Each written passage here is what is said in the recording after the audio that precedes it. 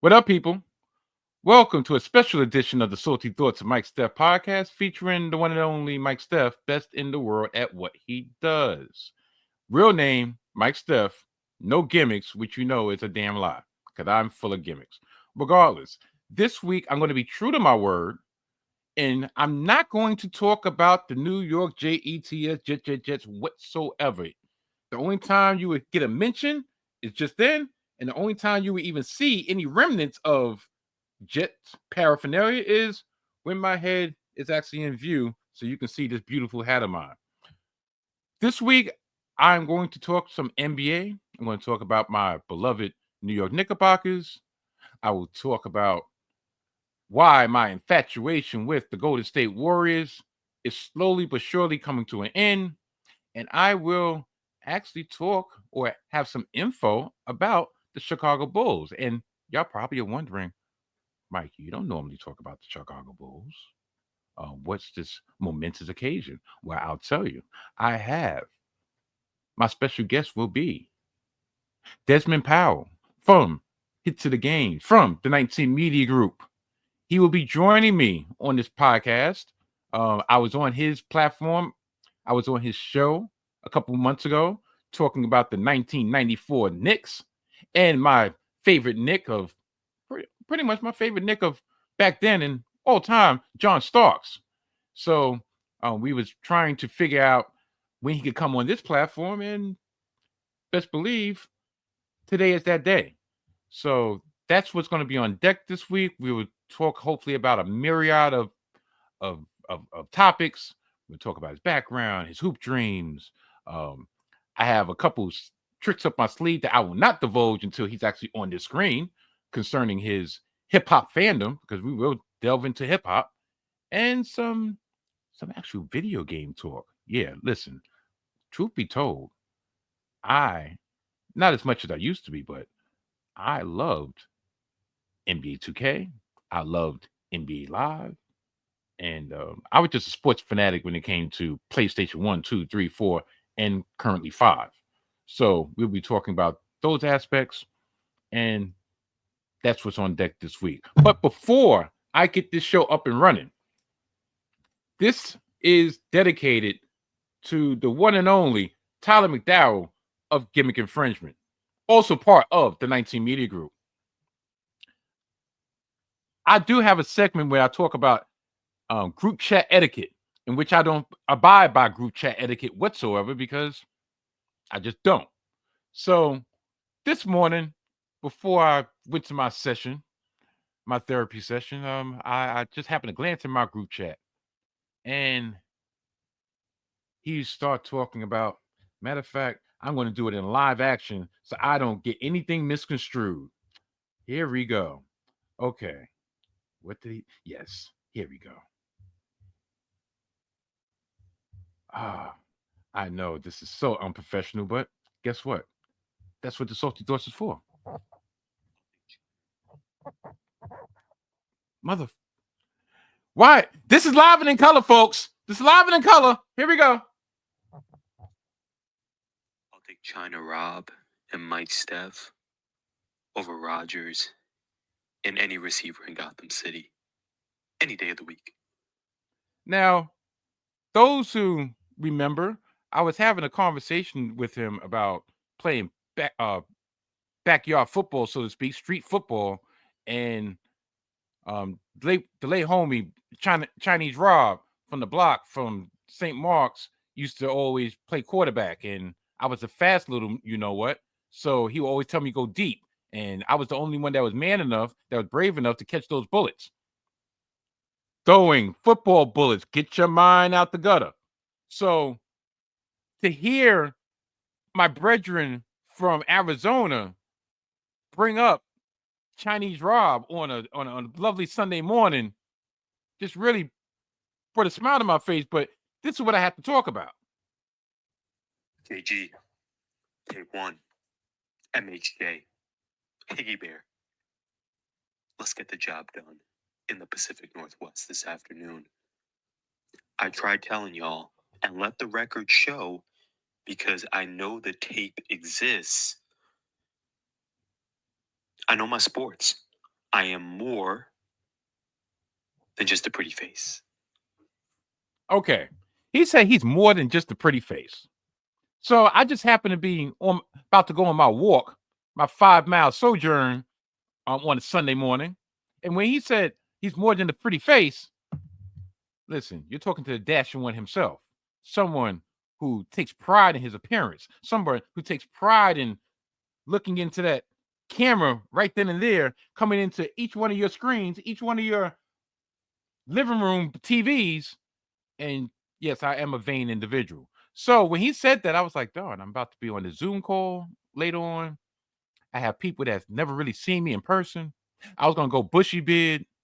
I was just like, you know what, it was what it was. But since he wanted to say pretty face, I'm like, you know what? No, no, no. I can't have him upstage me. So I made sure I went to my Dominican barber of choice and got the nice shape up. Yes, and there's no hair up there. That's why I always wear a hat. But he wanted to know if I was gonna have another segment of whoa, there's only smoke and mirrors. No, no, no. I trust me, I would try to squeeze it in, but the special guest, Desmond Powell. Matter of fact, that's something maybe we could talk about. Whether some of his grooming tips, if he's so obliged to talk about that. Who knows? There's only one way to find out, and that's to continue watching the Salty Thoughts of Mike Steph, so I can get this show on the way. I can get this show on the road, huh? Without further ado, good night, and goodbye. Bang.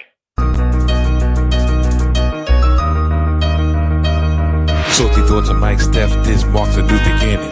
Thanks for supporting a total reinvention. The soul is still here, but the vibe's a little different. Unpredictable, hide the kids and the women. Sports of all sorts, music mixed for living. Rep New York City, but hate the politicians.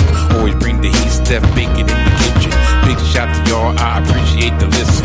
Donnie put the rest, but I'm still in the best in the world of what I do. All y'all know the rest. I live it, I breathe it, I'm the whole definition. The pinnacle, the ultimate, I'm on a new mission. The Salty Thoughts of Mike Steph, featuring the one and only Mike Steph, the best in the world of what. As I said during the intro, I was going to have a special guest on this episode, and voila, just magic. The magic of behind the scenes of the Salty Thoughts of Mike Steph to my, yeah, this way is Mr. Desmond Powell, and I believe he is currently on mute. Yes, And he there is, we but I'm go. back. I'm back. How you doing, Des? How's everything? I'm good, Mike. I'm blessed. It's good to be here to join your platform. What an honor it is to jump on the show after the best theme song in the game, man. I'm telling you, ain't nobody do it like Mike. Steph, come on now. Come Oh my on. God, you're truly making me blush right now. I'm not afraid to say that. Um, I really, really appreciate you being able to come on this platform. Um, I this is a long time. It's a long time coming. Um, First and foremost, before I even get into my quote unquote my interview, because that's what I'm going to attempt to do here. Mhm. I have to say this why I've said this to you in the past, and both on and off air, and I'm going to do it again. This is a very inspirational brother. Um, his faith comes through in everything he does, and I I draw inspiration from that. Um, I want to say, or I want to ask, um, when did you when did you realize that I'm trying to see how I'm gonna um, tackle this. When did you realize how inspirational you can be to others based on your faith? That's a good question.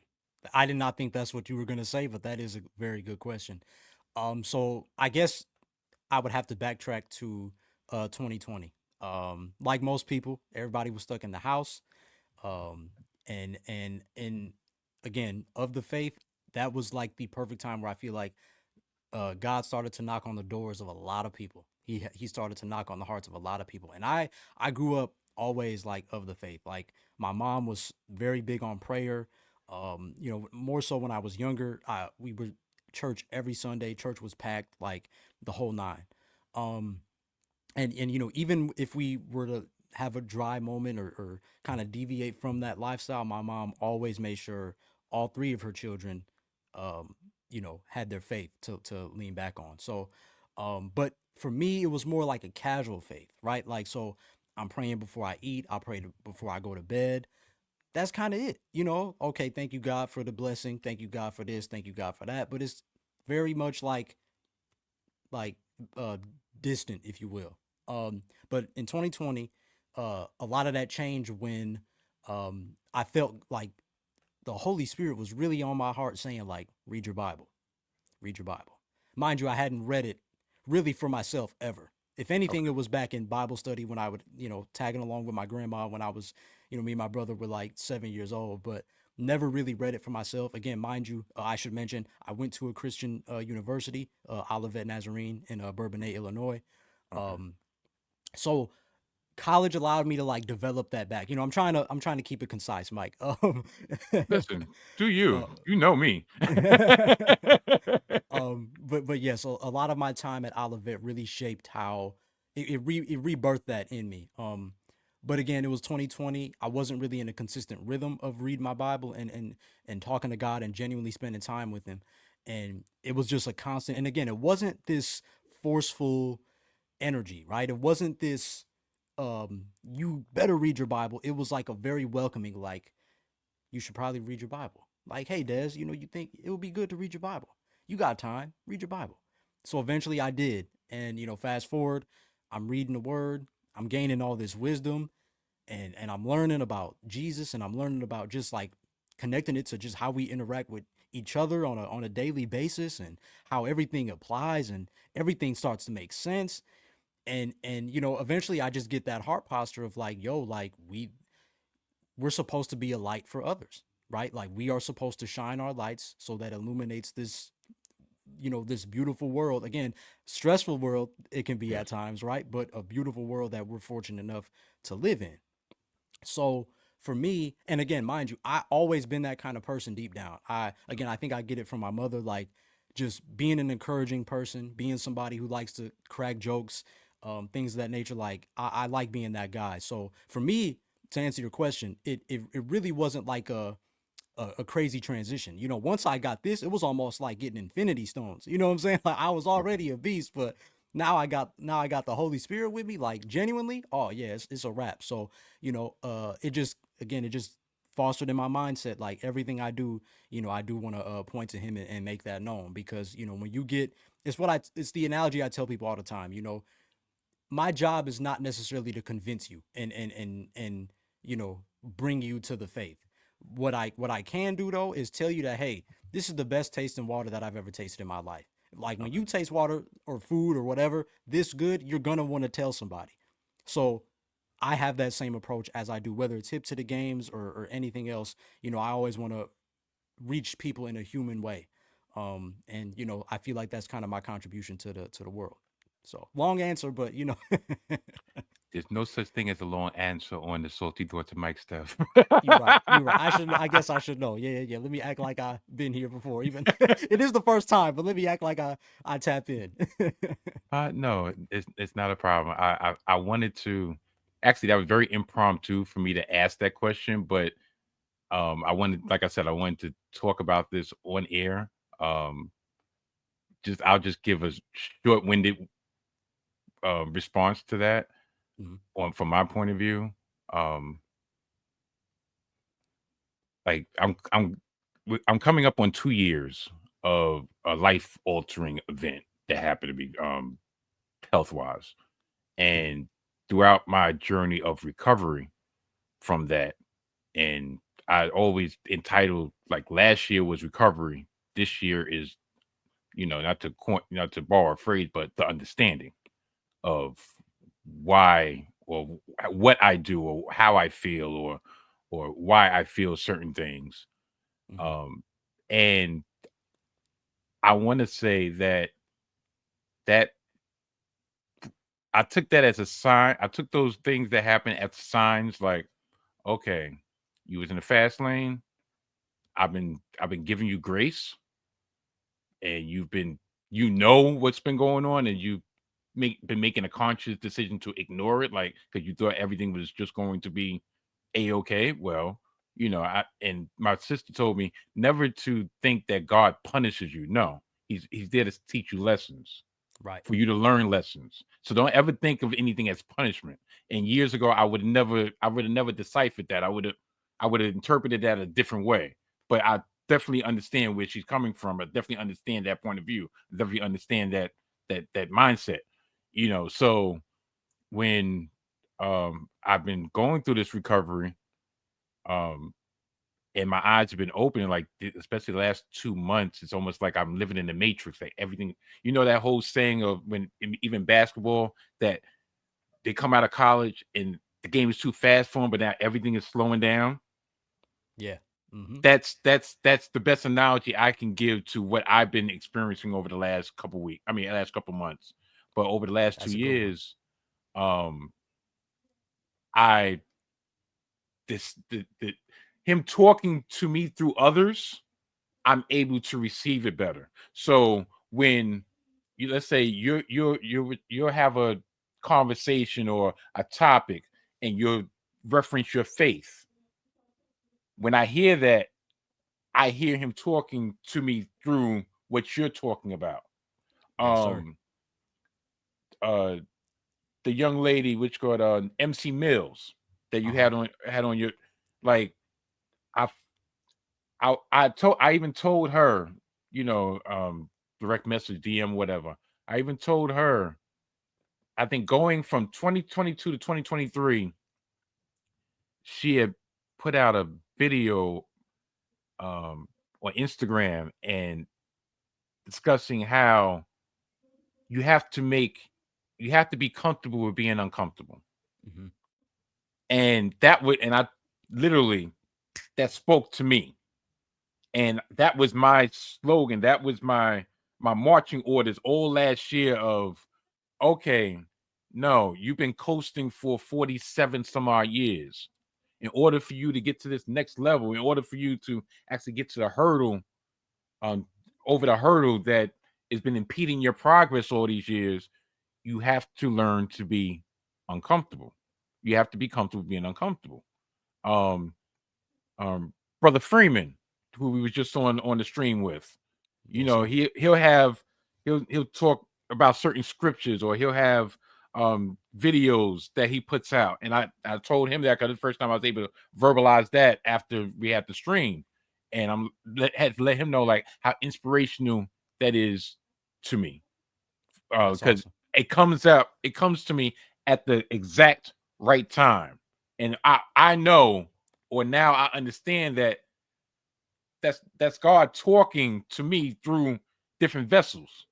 Mm-hmm. And once again, it's on me to be either obedient, or for me to consciously, like, hey, nah, no, I know, if it wasn't for him, I wouldn't be here. I wouldn't be in this state. I wouldn't be in this mindset. I wouldn't truly feel happiness for the first time. And I can't even remember. I can't even recall when. That's beautiful. That's beautiful, I'm man.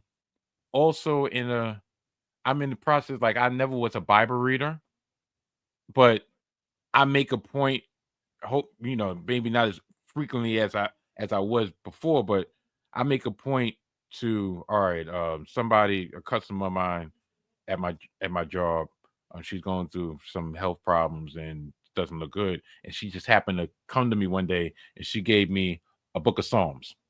Mm. Just, yeah, which go, do you want, would you read this? Okay. And I'll read a couple passages, couple days, whatever. I had another customer. She came through, and she gave me the Book of John. We just started talking. She asked me, she was like, "Do you go to church?" I said, "No." She was like, "Do you read the Bible?" I'm like, "Not as much as I should." Next day she came, gave me the Book of John every day. read a couple pages, read a couple pages, read a couple pages, because I have to be, I have to, in order for me to get to a certain level, I have to read the word, Right. Right. and pray that I can get some guidance on how to decipher the word. I mean, decipher the word that I'm imbibing, for lack of a better term. So, that's, like I said, I say all that, and I said it was short, but I say all that to say that's why I started off this interview with that, because it just popped in my head. I'm like, no, because you always, before you even get into it, you're like, you give thanks first, Oh yeah. Yeah, and you do. then you get to the program. Mhm. So I was like, it would be apropos for me to, which go ahead, ask you about your faith and your inspiration and your start, and before we got on to the business at hand. So No, I appreciate that, Mike. And I think this is really like my first opportunity to like really do that on somebody else's platform. So I really appreciate that. And I just want to touch on too what you just said. And again, I think I want to say this to point to people like when you notice again to our listener here, if you notice what Mike was saying on his journey, notice God knows his children, right? So he like this my son Mike. He not. I'm working on him. Let me give him bits and pieces of the Bible. So boom, I'm gonna send this lady here. She gonna give him the Psalms. Next month it's gonna be John. I'm giving him pieces. It ain't happening to you because you not Mike. I think that was dope that he just knew to like send that lady to you, send the other lady to you, and like these were the specific. That's dope. That's dope. I yeah, like I said, I've been able to receive things way, way, way differently than I have in the past. Mhm. And I think, like I said, it's coming from a place of happiness now, instead of whatever I was feeling in the past.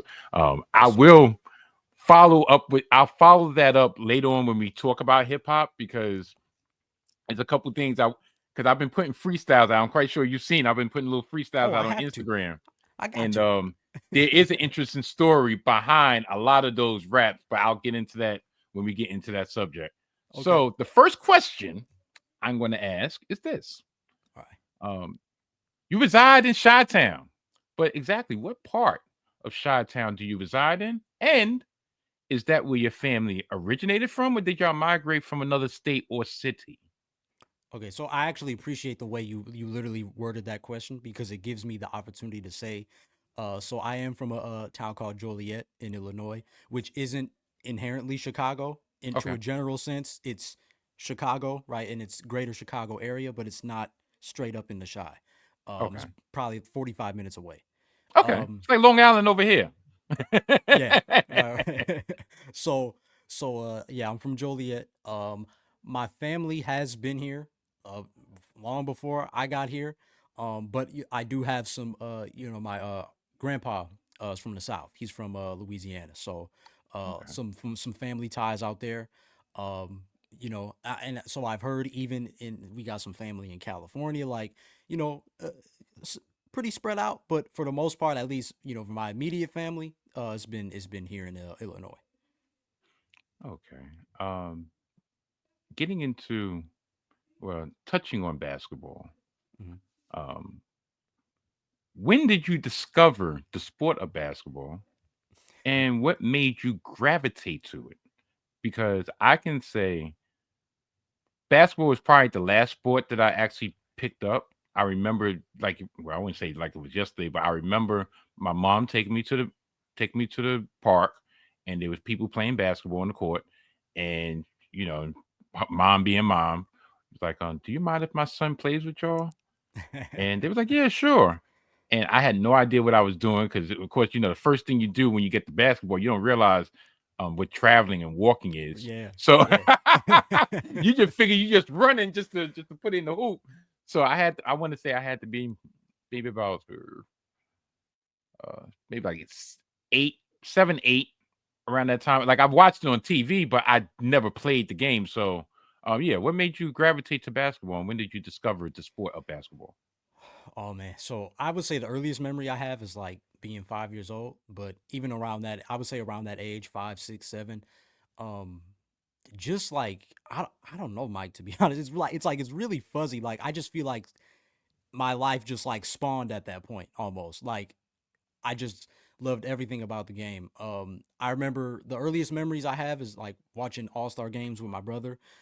So like it's funny people ask like, oh, what player got you into basketball or what happened that got you into basketball. For me, it was never really a single player. It was just like the NBA itself. Watching those All-Star games, watching the way all those guys competed, guys seeing guys like Allen Iverson, Kobe, Vince Carter, Shaq, KG, I could go on.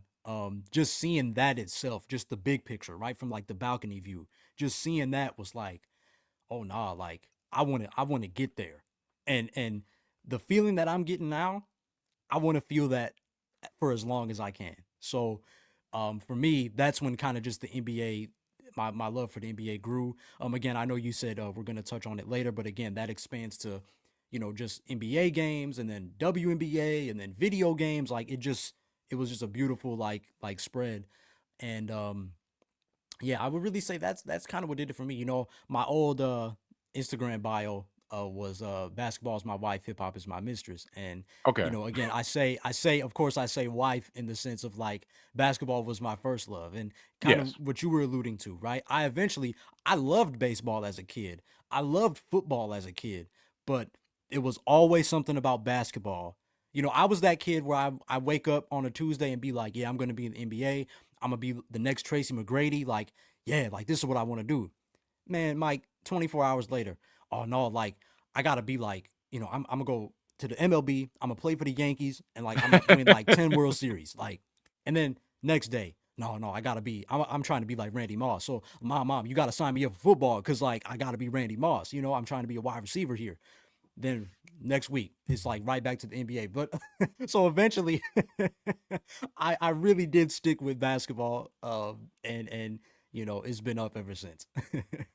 um, what, if any, influence did you receive from, like, were your parents into basketball? Your father was into basketball, and that kind of maybe kind of steered you into that, and or when you did start participating, which I'll get to in a very few minutes, how integral were they in your participation in the sport of basketball? Okay, I love that question. So so I guess I just have to say too. So it was just I grew up in a single parent home, so it was just our mom, Okay. um, and she, no experience whatsoever. Like going to the games, high school stuff like that when the Bulls were going crazy. Going to the parties, the watch parties, things of that nature. That was like her thing. But outside of that, I could point to my grandpa, who played back in the day.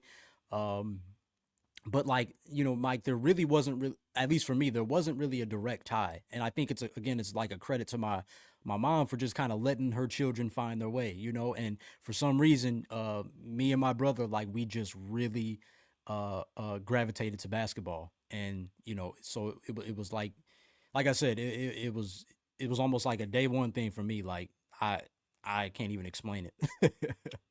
You mentioned your brother, and for those who don't know, he has a twin. Yeah. He is a Hmm. twin, Devon. The best, I, you know, the best thing about it to me, especially when you talk about basketball, because basketball is the one sport that's conducive to one on one. So Yeah. literally, you had an opponent every time you wanted to play basketball. So, did y'all Indeed. ever develop any sibling rivalry when it comes specifically to basketball? Or was it just like, all right, we're just gonna push each other to be the best we can be, but there was no button to the heads like, yeah, he think he all right, sure, all because he's like 2 minutes older than me. Sure, I'm gonna show him the business. Right. Right. Right. Right. I think when we were really younger, there was a little bit of like like playful sibling rivalry. Sometimes it got heated, like, he blocked my shot, and then I'm mad, and now I got to make sure he don't score stuff like that. Then we end up fighting, and then it's a wrap after that. But for the most part, though, like again, I'm gonna sound like a broken record, but our mom was just very keen on, like, from day one. She was like, nah, like this is your dog, like y'all look out for each other, like. So from from very early ages, it was like, this is my teammate. Yes, he is my sparring partner, but like, this is my teammate. So, Okay. yeah, that's kind of how our relationship was and still is, you know. I think you mentioned it earlier, if I caught on. Um, you're one of three? Yeah. Mm-hmm. One of three. Okay, brother or sister? Sister. Okay, what's her if she does have any involvement in sports? What's her sport of choice? Again, not any involvement. Um, I would say the closest I seen her was powder puff in high school, powder puff football. Okay. But you know, but and she's again like similar to my mom. She's been to games, you know, she's been to events, things of that nature. But no direct involvement. Older or younger? Older. I'm the middle Ah. child. Yeah, yeah. Okay, okay, Yeah. okay. That's something I did not know. Like I said, you mentioned it earlier, Yeah. and I was like, hold on. Yeah, I know about the brother. Okay, he said three. Okay, so yeah, Yeah. so that interesting. Okay, so you got an older sister. Like I have an older sister. I will not divulge her age because she will come down to Brooklyn and Right, right. strangle me That's if what I. they do, right? Yeah, but it's funny because I'll go off a tangent like this. We This is soul food restaurant in Harlem, named Amy Roofs, and their food is to die for, right? Mhm.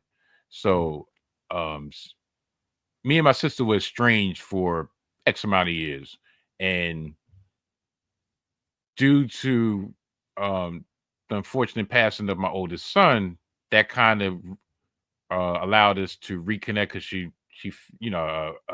a cousin of ours reached out, found her, and let her know like, listen, your nephew just passed away. I know you and your brother ain't talking, but maybe you need to holler at him. And Mhm. from that point on, we've actually, and plus we're both in different places and we both matured or whatever. So we've been able to, really uh, grow from there. So ever so often we go out on lunch dates, and we went to Amy Roof's in Harlem. And the worst thing that could happen to a human being, especially but the worst thing that could happen to a woman in particular, there was we opened the door. Matter of fact, I was about to park the car, Uh-huh. and this homeless dude stood in the parking space that I was about to park, and I was like, you know what? Listen, I'm not really a confrontational person. I know my personality or my boisterousness might belie that, but I'm really not a confrontational person. I don't like dealing with BS. I just don't got time for it because Mhm. I had a bad temper, so I just choose not to do it. So I was like, you know what? Fine, I'll look for another parking space. I'm not getting out and arguing whatever because like only one outcome is going to come, and I got too much to lose to be fighting in the street, right? Right. So I'll go get another parking space. We just happened to go into the restaurant, and when we was going into the restaurant, guess who was coming out the restaurant? That homeless The guy. homeless guy, and he spit in my sister's face. Yeah. Wow. So like on his way out, and he's walking, and I'm not gonna lie, I just like what the.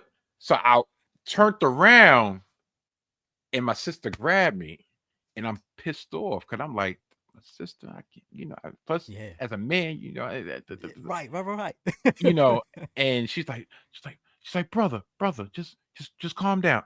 Let it go. Let it go. I'm like, no. And she's like, let it go. But I'm actually internalizing that while we're sitting down, getting ready to order.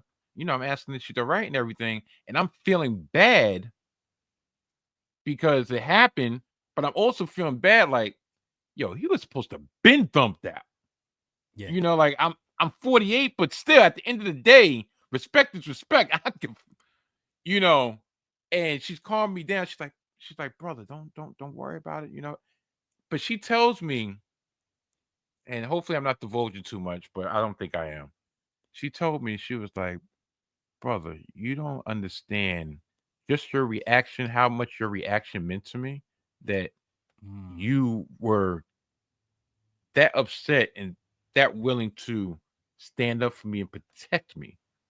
That's I've never felt that amount of. amount of uh, uh protection, for lack of a better term, um in my life. And just to know that my brother was about to flip based on my well-being meant the world for. I still had to battle, swallow my That pride. pride of like, I should have Yeah, knocked him out, but at the same time, like yeah. we kept it peaceful, but at the same time, that ain't peaceful, and I was finna get to that place. Yeah. Yeah, I tell people all the time, especially what I do for a living. I come in contact with every realm of the public in New York City, Mm, and there's some people that want to bait you. There's some people that want to punk you. There's some people want to try you. There's all this, and literally, we have a split second decision of: are we gonna go there? Are we gonna swallow our pride and live another day? Am I going to think about, okay, I might get this instant gratification, but what's the ramifications that might happen? Because once again, once you start something, you're not going to do it halfway. You're going to go there, and there's no mhm. taking it back. So job is one thing, but also family is another thing. Like, at the end of the day, that's my sister. And even though I'm her little brother, her younger brother, in that case, I'm her big brother because I'm the one that's protecting her. Right, right. So that's why I said that, when you said your kind of asked if your sister was older, and you say yeah, and I'm like, okay, yeah, okay, so you know that dynamic, like, yeah, she's older, but at the same time, that's my sister. Like, I I ain't trying to Right. hear it. So but yeah, that day, she mentions it sometimes. She's like, yeah, I remember.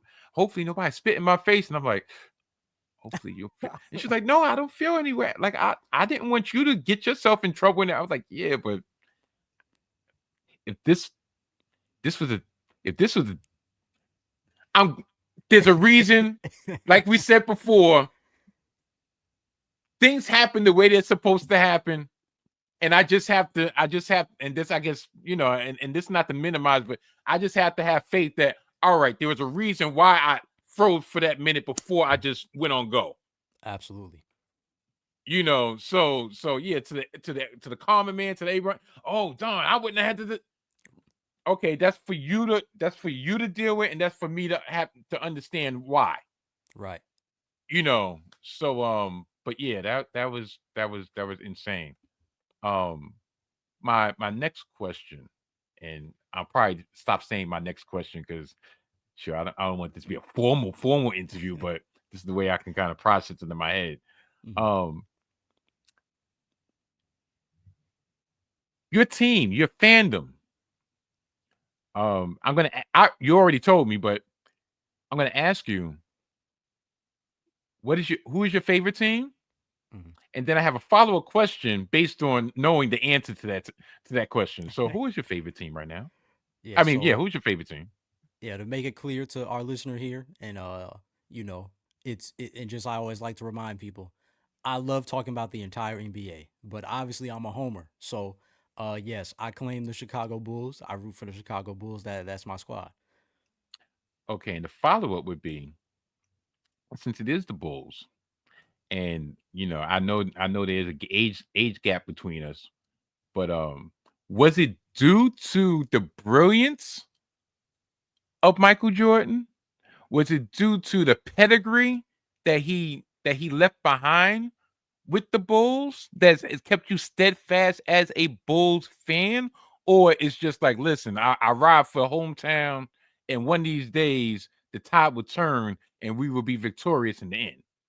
I think it's that last one. Yep, I think it's that. Listen, Mike. Like I said, I don't claim Chicago, but obviously anyone in the Chicagoland area will tell you we have some of the most. And again, I think you can relate to this as a New Yorker, right? Like we have some of the most passionate fans. When our players grab rebounds, like if you actually listen to like a Bulls game in the clutch, when somebody gets a like an offensive rebound and we seal the game, it felt like the fans lifted that player up to grab that rebound and brought them back down. That's Okay. how passionate our fan base is. So to that point, yeah, like we may complain about our team. Again, right now, not just the Bulls, but a lot of our teams right now are in a very mediocre place. So we can be very critical of that, but at the end of the day, our fandom for our team is like, I'm a ride, like, loyal to the soil. So You that's know that's what I kind of what it is for me.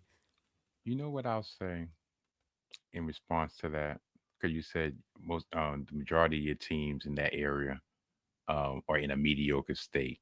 Yeah. And while that might be true, I have to look at it from a New York point of view. Uh-huh.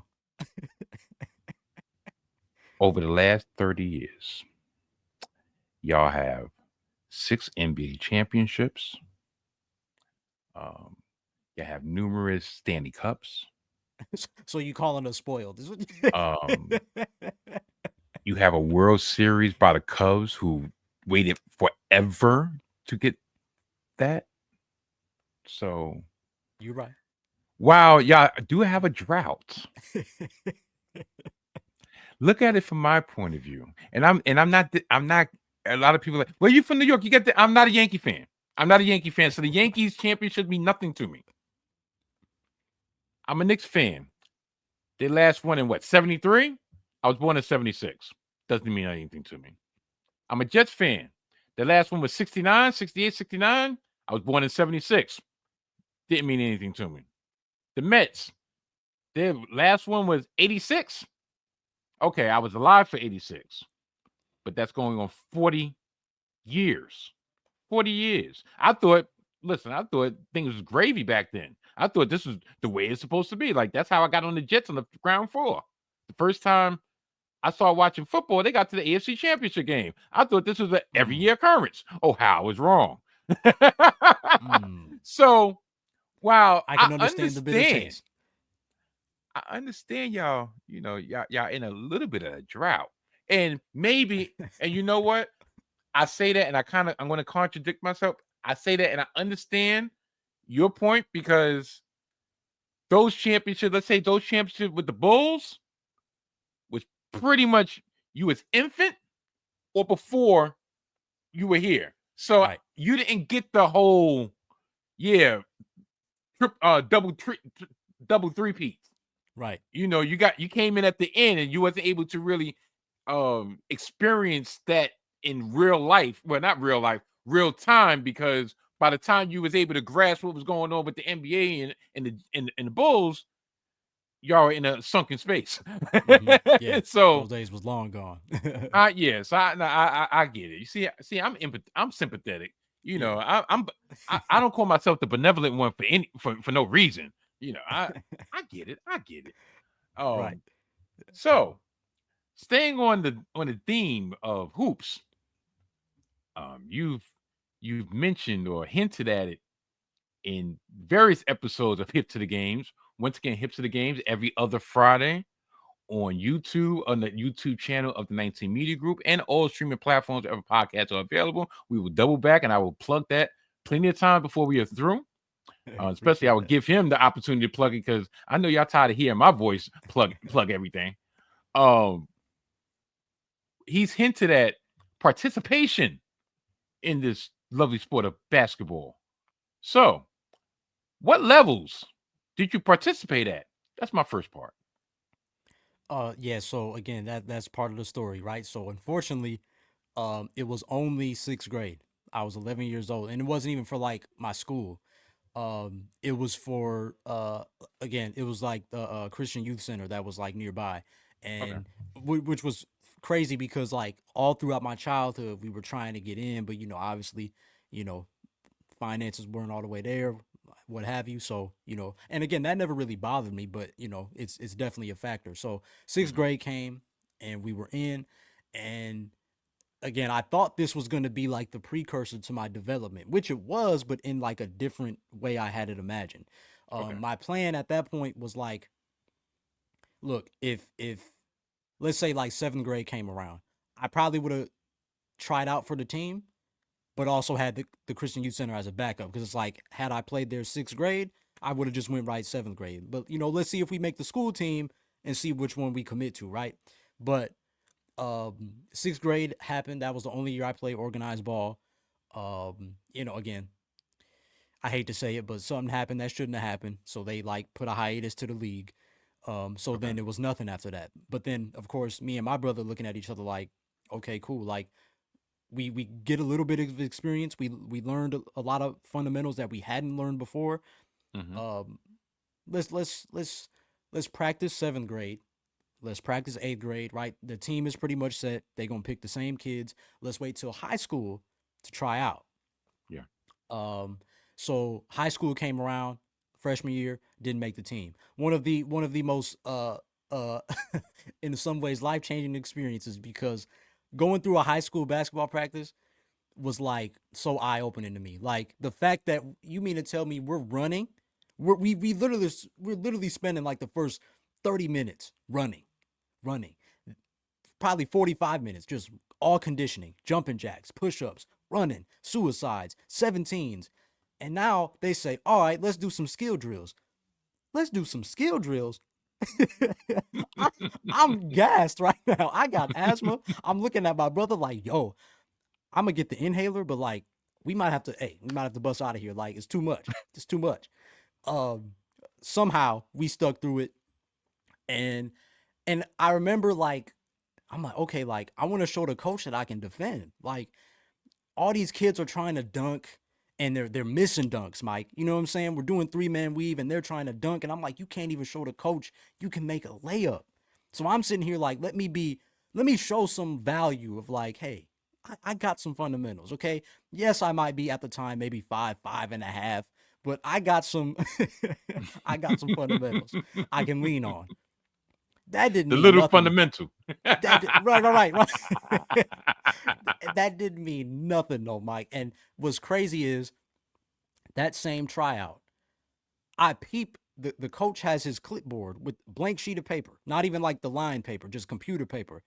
And somehow, Mike, it was so perfectly aligned to where I could see my name at the bottom, Desmond, and it had a question mark next to it. And I said, now I get it. I'd rather you say it said Desmond, probably not going to make the team. Desmond, probably not. But it had a question mark. So I kind of took that like, is he still evaluating me? There's some optimism there. Yeah. But again, given where I was at that time in high school, I took it the negative way. That Okay. means that he must look at me like I don't know what I'm doing. so Okay.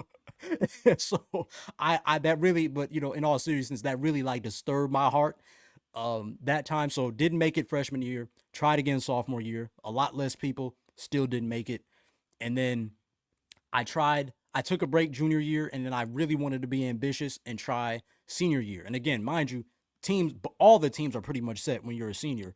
So but I ended up not having like my physical on file, so I couldn't try out. So I give all that to say that that's why sixth grade was like literally the first and the last time I ever played organized ball. Anything outside of that was straight like pickup, playground type stuff. Oh wow. Yeah, Okay. yeah.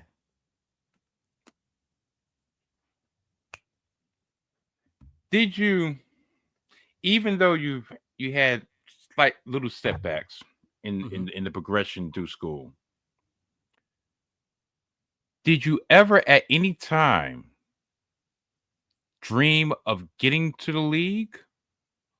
Or was it one of those like, you know what, I'm gonna get all the info, all the experience I can through these tryouts, through observing or whatever, and then maybe I can uh get to the league in another facet.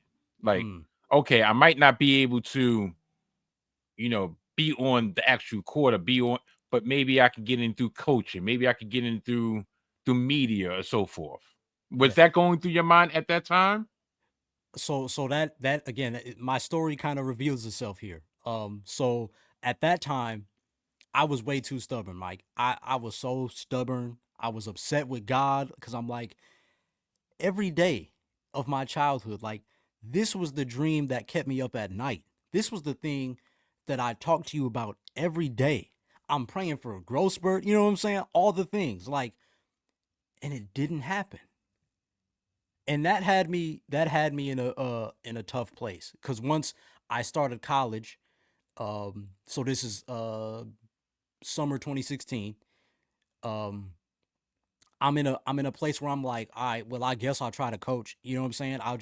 My plan was coach PE, coach the basketball team, get your knowledge that way. You're going to coach high school basketball for the rest of your life, right? Like in Okay. my mind, it's, Des, you can still impact kids that way, right? You can still share your faith, things of that nature. That's kind of what I thought of later, obviously, but Okay. in the moment I was like, well, I guess I'm going to just do this. So to answer your question, I always dreamed about the NBA.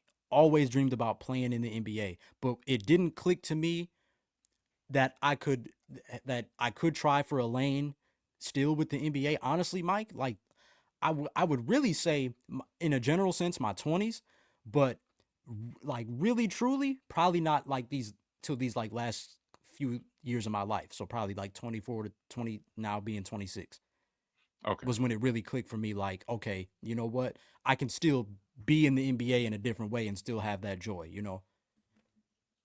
Not to, I guess, not to ask you to answer for your brother, but Hmm. I guess I'm going to ask anyway. Um, what was his feeling throughout the process? Did what did y'all feel this similarly, or was he like, you know what? Listen, I'm tired of banging my head on the wall. Listen, it's not going to happen. All right, I'm just going.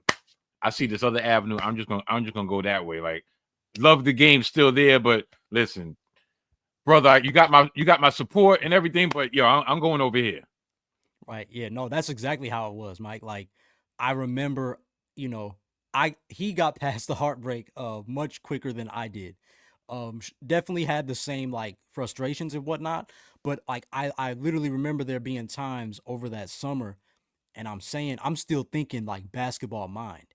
Okay. Um, but I can tell he's like, nah, Des, like, it's cool. Like, and this is when he started like just experimenting with his art, like out of nowhere, just realizing he had that gift to draw and things of that nature.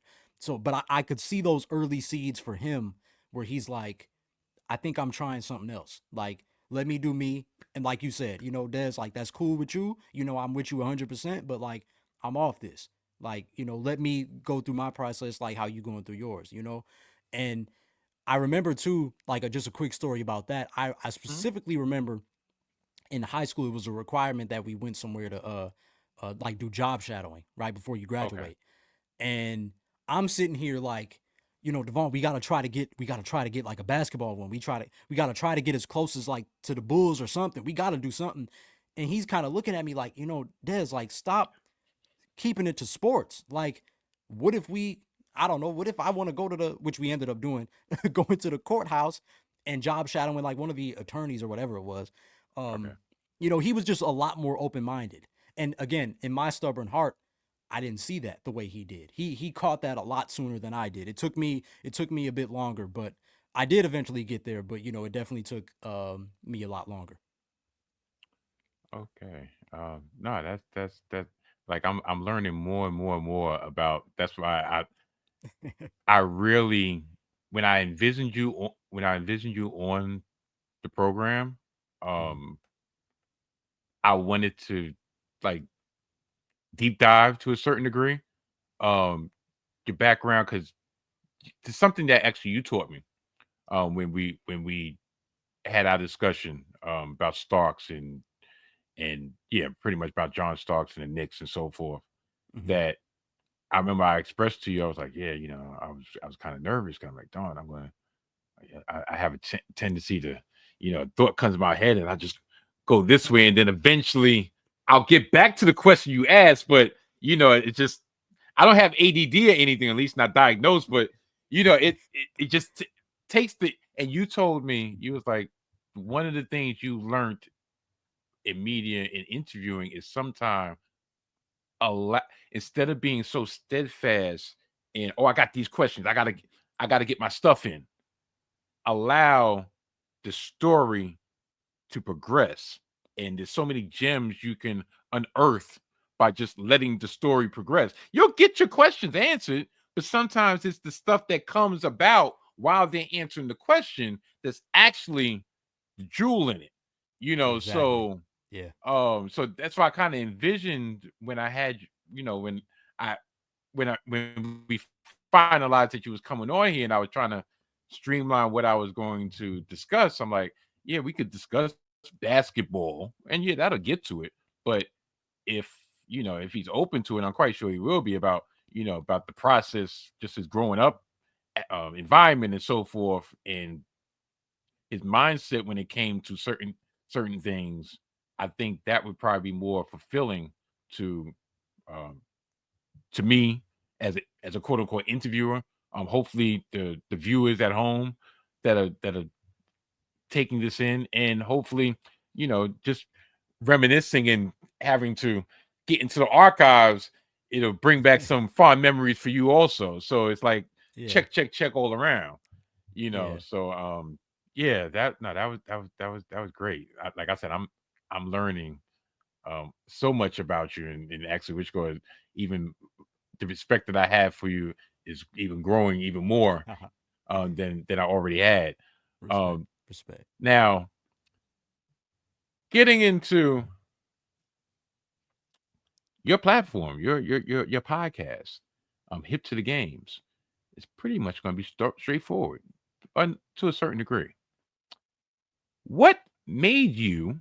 Because sure, I wish I was slicker with the transition, but listen, it is what it is. What made you interested in getting into media at, to begin with? Man, I don't even know. I don't even know because for me, again, it's a lot what I just said about my brother. So for me, I went into college, PE, but it was very quickly. I would say, I want to say when I, if it wasn't, it had to be the beginning of second semester. I was in this class, one of my education classes. I don't even remember the title of it, and I realized like that was one of those like hour 45-minute classes. Mike, I'm sitting in there like, and I'm in the front, but I'm sitting there like, yo, when is this gonna be over? Like, okay, I get it. Education is the key. My mama told me that day one, but is it really this that I gotta be in here for an Yeah. hour and however many? And the crazy thing is, it might have even been an hour and 15, but that felt like 2 hours and like 45 minutes. And I'm just sitting here like, oh nah. This and again to my earlier point, I'm not getting that feeling when I was watching the All Star games when I was young. I'm not getting Okay. that spark. So I'm like, I think it's time to change. So I dropped my education classes that summer. I take all or that semester I take all gen eds and I say during the summer I'm gonna focus on what I'm gonna change my major to. And I had nothing. Like at the end of the day, I knew I liked basketball, and I was like, okay, now let me see if I can explore other things. So I'm like, okay, well, I like music, I like rap. Very casual fan at this still at this point, but I'm like, maybe I can study hip hop. If I can fall in love with hip hop the same way I did with basketball, I might have my other lane. That might help me find what's next. Okay. Um, so fast forward, I end up in the summer changing my major to radio, the radio industry. I went to Olivet and I was just looking at all the majors and I'm like, nothing is jumping out to me. Nothing on this list is jumping out to me. But the one thing where I heard God say, and very again, very invitational, he was like, you can do that. Like as a father, he was like, I could see you doing that. And it was the radio record industry, and I was like, okay, well, I guess we doing radio. And again, mind you, what I just said, I'm developing this love for hip hop, like old school hip hop, history of hip hop, like the real stuff. Mike, like, Yeah. um, and it's like, okay, I could do that. If I can become a radio personality, talk about hip hop, that's cool. So I ran with that. I'm learning about radio over the course of my college career, and that's when it hit me like we're learning about the other avenues. Like it's not just limited to radio. There's online radio. There's obviously like the actual radio stations. There's podcasting. There's so many things, and that's when I was like, okay, like I kind of like that idea of podcasting because I can be my own boss, right? Like nobody has to tell me what to do. Really, like it's all creativity. So I had that in my back pocket. And for the longest time, I was telling myself I'm just gonna start uh, a podcast called "Chilling with Desmond Powell" because everybody asked me, "Hey, what's up, Des? How you doing?" I'm like, "I'm chilling." So I figured that was gonna be the title, and it was just gonna be super laid back. It was gonna be basketball and hip hop, but it was also gonna be life too. I felt like it was just gonna be general. Hmm. Um, but then I kind of sat on that I just kind of was focused in my college career, and then fast forward to I would say December, maybe November, December. My because me and my brother, we had 5 years of college. We had an extra year, so that actual last year, I did my communication senior speech. Right, once I switched to that radio record industry, I was multimedia communication. So we had our big speech, and mine just the topic for my group like our semester was, it just so happened to be social change, and I'm like, yo, hip hop and social change, I could do something with that.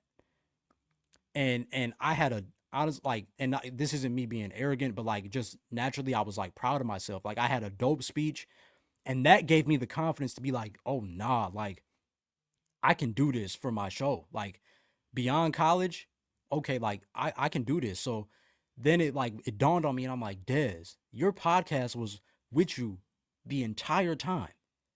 Talk about basketball, talk about hip hop, and run with that. So I remember it was like a December night, and I tell Devon, I'm like, Vaughn, come here, you gotta help me. Like I'm about to sit down and do this idea. You gotta help me create this logo. This is what we're gonna do. I'm thinking about calling it Married to the Games, but there's already a podcast called Married to the Games, so I don't want to use them. So I say basketball is my wife, hip hop's my mistress. I'm gonna call it Hitched to the Games. But then that was gonna be the name. But then I'm like, and Devon is looking at me. He's like, I don't know if that rolls off quite as well as Hip to the Games, right? Playing off the Lord Finesse song. Yeah. So and I slept on it because I had decided on Hitched as in matrimony, right? But Devon was like, Hip to the Game sounds better. I slept that night. I woke up and I'm like, he's right. It's gonna be Hip to the Games. And Mike, I started eventually that February 2021, and it's been up ever since, man. That's really the birth story of Hip to the Games. Oh, you on mute. You on mute.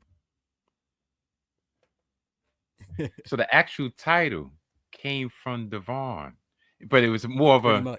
it was a evolution of hitch to hip. Yeah, like I had all three of those titles written down. And I told him Okay. like I thought of this too, but I ain't really feeling it. But he was the one for sure that was like, no, like it should be this. Yeah, yeah, Yeah, that's the one. That's the one. Nah, I yeah. feel what you're saying, but not that's the one right there. Right, right. See why it's such a blessing to have that twin, that ride or die for everything. Because if you wouldn't have had, you would have went through what you went into, but you went, yeah, and you would have asked somebody. Let's say you would have asked somebody, but if it's your road dog, that's like, yeah, that's all right, but that one right there, Yeah. you'll be more accepted to be like, you know what? Yeah, yeah, that'll work. That'll work. Good thing I thought of it. Right, right. You just confirmed what I was thinking. Yeah, yeah. um, darn. Okay, so specifically podcasting, Hmm. because you said you thought about podcasting because it would you realized that, you know what, I could be my own boss when it comes to that. I could format it the way I want to. Pretty much, it could be my total vision. It won't be watered down because I have to kind of conform to whatever entity that I want to go into, right? Yeah. Um, and that brings me to, because I'm actually going up the top of my head because I had a question, but you already answered the question during that last one. So, um, what brought you to the 19 Media Group podcasting family? So you already had developed the podcast, and then, so did you reach out or did they reach out to you? Pretty much, divulge what you can divulge about that. Yeah.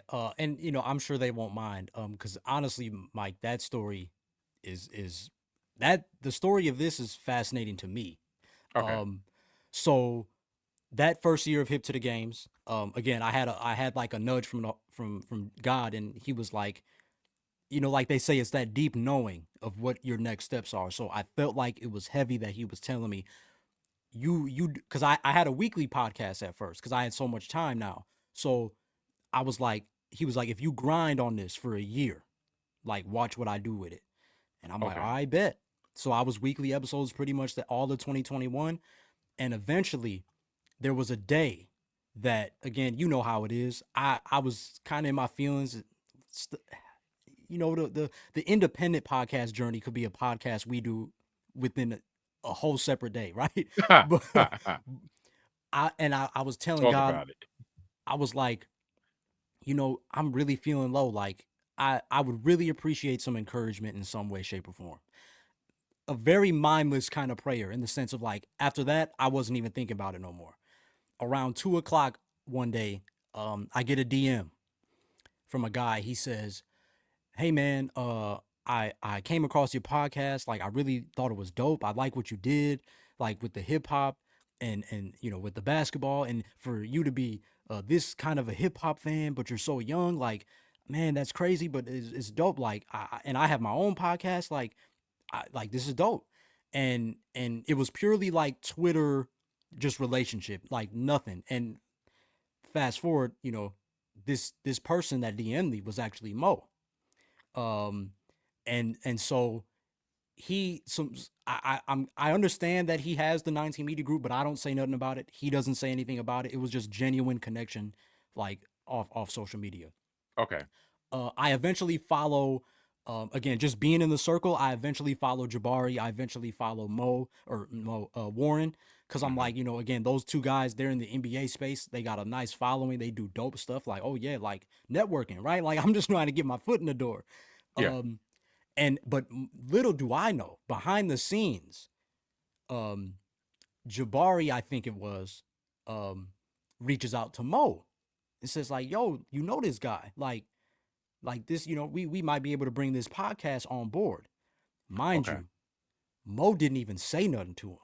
It was Jabari who was just like, "Hey, we got to get him. You should see if he want to come on the network." Yeah.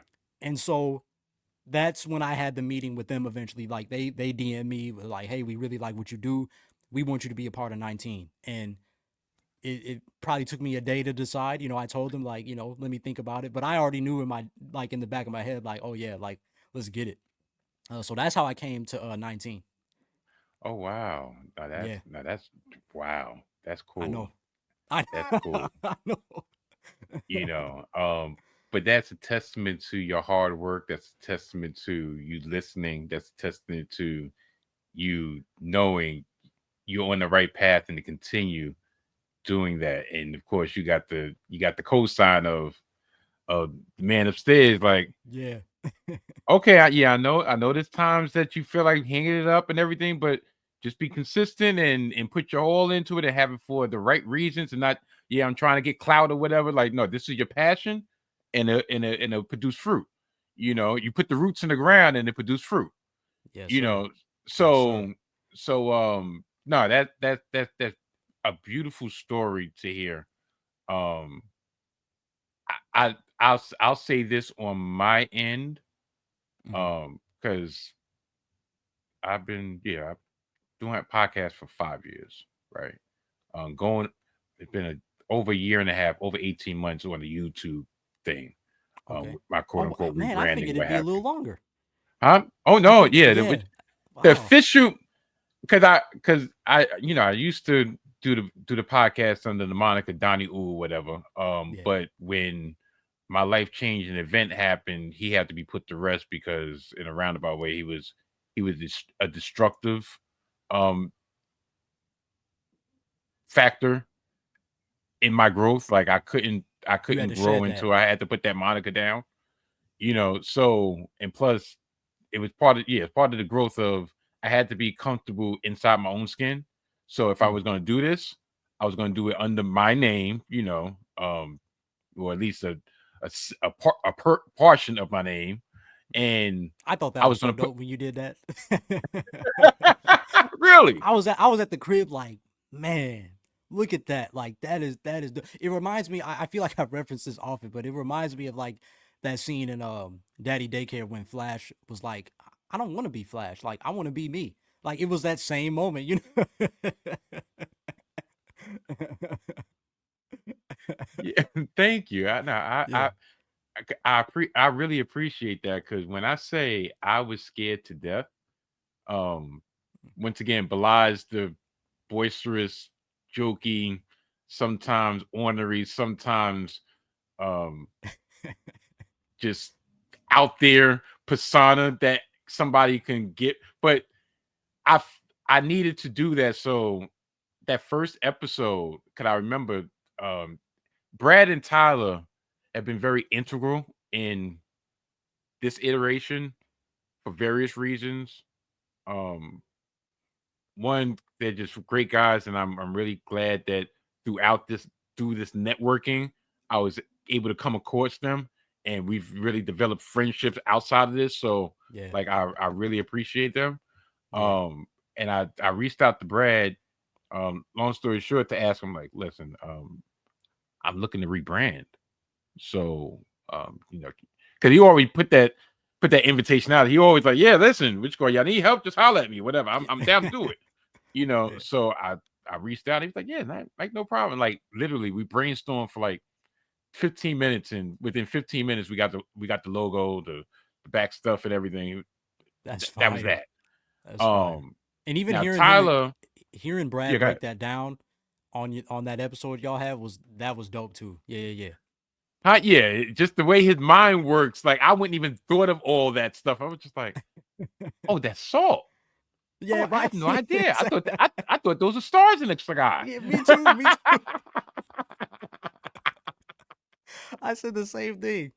Oh, that's a salt shaker. Oh, wow.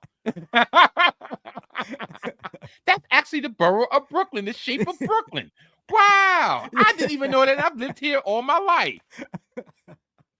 So, and then Tyler, um, because we had talked prior to that for him coming on, and that didn't happen for various reasons. And I'll say 99%, matter of fact, 100% of them have to be with me, because I was just an a-hole. So when when I was gonna unveil this YouTube product, I had to add. I mean, I asked him. I was like, well, would you mind coming on? And I didn't tell him until after the fact of I really needed you to come on because I needed almost like a governor on like how I needed somebody to play off of so I can kind of find my feet on in this new skin of mine being out to the masses. Uh-huh. I think we did those two episodes, and then I think let's say the third episode, I just I won't say I was fully comfortable. I kind of reverted to a certain degree, but I was like, if I do it this way, but it's me and my name, and I can kind of get over that barrier of well, I have to be timid and in a certain way, and I can't be. No, if I'm going to do this, I'm going to do this right, and I'm going to do it as me. For sure. And Tyler was very integral with that because he kind of helped me get my feet wet with a friendly face, or just a friend. Period. But I say all that to say that it took the the formative years of the 19 Media Group when they brought you along and they started and they had the initial roster and all that stuff in a roundabout way without getting into it. Um, that that helped me step up my game Mm.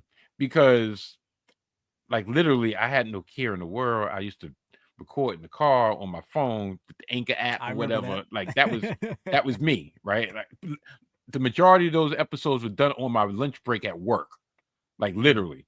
And then I would get home and okay, yeah, I'm gonna add some music here, add some music here. All right, yeah, done. But to try to kind of formulate myself into something a little bit more professional, it was actually brought upon me by rejection. Mm. And at the time I was, but especially in the years that gone by, but even in the immediate aftermath, um, that rejection was needed because if not, I wouldn't have grown. From Mm-hmm. okay, not doing it on your phone in the car. How about you get a microphone? How about you? Okay, well, I know you Mo always used to call it or calls it stream of consciousness. Like, 'cause I never would have anything written down. Pretty much, all right, I had these plot points, and that's where I'm going. And sometimes it'd be 2 hours straight, and I would just be talking in the car by myself with whatever came to my mind, which is Uh-huh. great. But at the same time, that only could take you but so far. I was never trying to be famous or known or whatever. But at the same time, in order for you to be quote unquote accepted semi seriously, you have to put that best foot forward. And sometimes you don't know that your perceived best really ain't cutting it. So um for where I am right now, it's all in a roundabout way, it all stems from uh the the formation of the 19 Media Group, you That's know, fire. I which would is have which never is thought. crazy. Yeah. Yeah, you nobody Because would. I paid attention to it. I noticed. I was like, okay, Mike coming through. He at the crib. He got the mic. Like he's making sure he rocking his JETS Jets. I'm like, okay, like this, and it's a consistent thing. But I would have never thought like that's fire. That's fire. I- Yeah, like I'll even divulge this, like um hidden gems football, right? Um, Mo came up with it. He asked me like, "Yo, Mike, you want to do it?" Da da da. I'm like, okay, fine. That'll work.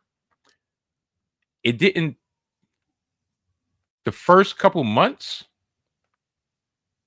Matter of fact, I can specifically point to before and after. Before my incident, I did it a certain way. Pretty much, I went in with the mindset of, all right, well, all right, well, I'm just going to do the same way how I do mine. It's just we're just going to be specifically talking about football, like strictly off the top of the head. I have a lot of common knowledge, and Mhm. then afterward, um, just the way my mindset was, I had to start focusing, and I would write little notes here, and kind of streamline it, whatever. And I remember we was talking. He was like, "Damn, Mike, you focus." I was like, "Yeah," and that little feedback just put a little battery in my back. Like, word.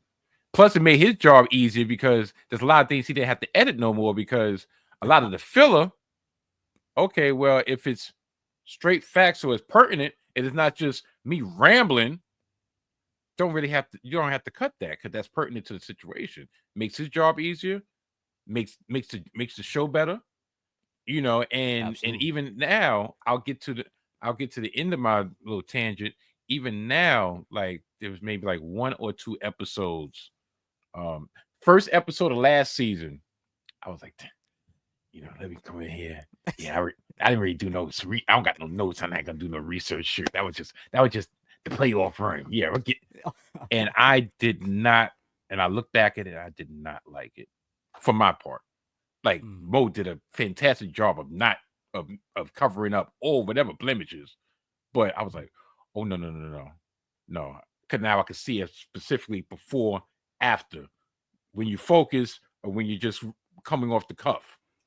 No, I don't want to present myself that way. It's going to be focused. Even a couple of episodes ago, we just through this time constraints, we just kind of, and I told him, I was like, Mo, that can't ever happen again on my part.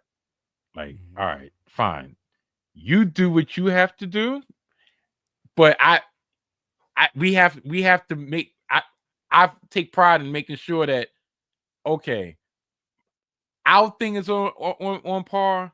And if by chance, all right, you wasn't able to touch these bases, then you could depend on me to make sure those bases are touched. So And vice because versa. all I have to do is show up. Like literally, and I don't mean it like that, but all I have to do, I come in, we record, I say my piece, all post-production, that's on him.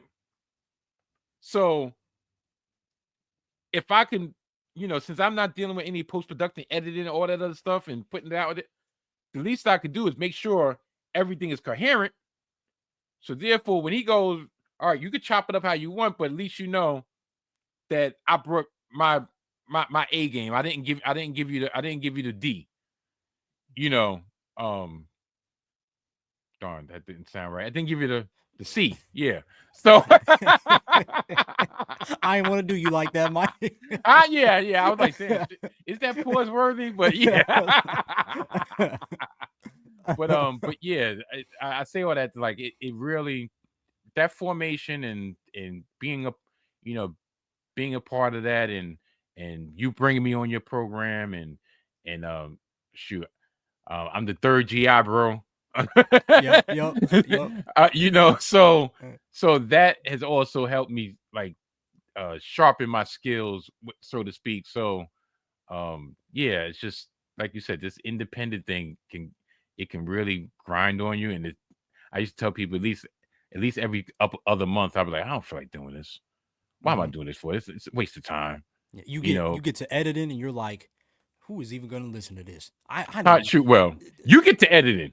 I just Right. do it and I look back and I'm like, darn, like which go one last thing. Mhm. Like the episode me and Brad did, and to me that was so important to talk about mental health.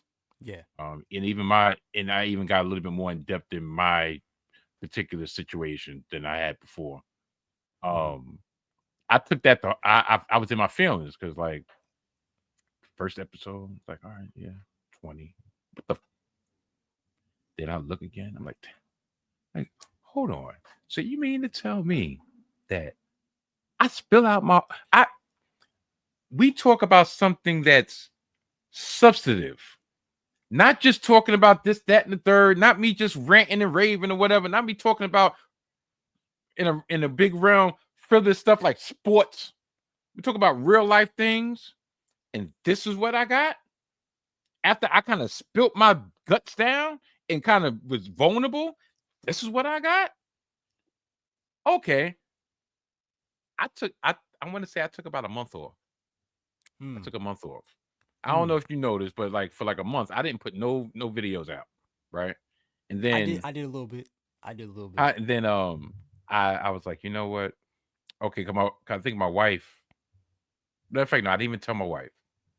Um, told my therapist, I'm like, yeah, I think I want to take a month off because I want to really, what that old saying, if you love it, it'll come back to you, or something to that effect. I was like, all right, so I want to see if is it just a routine or do I really want to do this? So then I would stick my toe in the water, do like a little 10, 15-minute recorded audio, put it out there. And I wasn't even concerned about the results. I was concerned about how I felt. Right. And then I was like, okay, I think I started, I think when I came back on video, I did like 3 little episodes in like 2 days. They progressively just got a little longer, whatever. And I was like, okay, all right, yeah, I'm gonna do it. Plus, I ain't gonna lie, StreamYard, they increased their prices.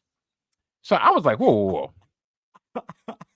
If I ain't getting return, what ROI in which going in business speak for my little $45, because I don't make that nan thing. I swear, any profit I make or podcasting comes from HGF. It don't come from here. This is strictly passion. Yeah. But I'm like, listen, if I'm not gonna be fully invested, like if I'm just gonna half-ass it and just do it, why am I? That's throwing $45 away. Like, shoot, I don't got it like that just to be like, I'm gonna take a torch to $45. Right. So that was another reason. Like, all right, well, if I'm gonna do this, I'm gonna do this right.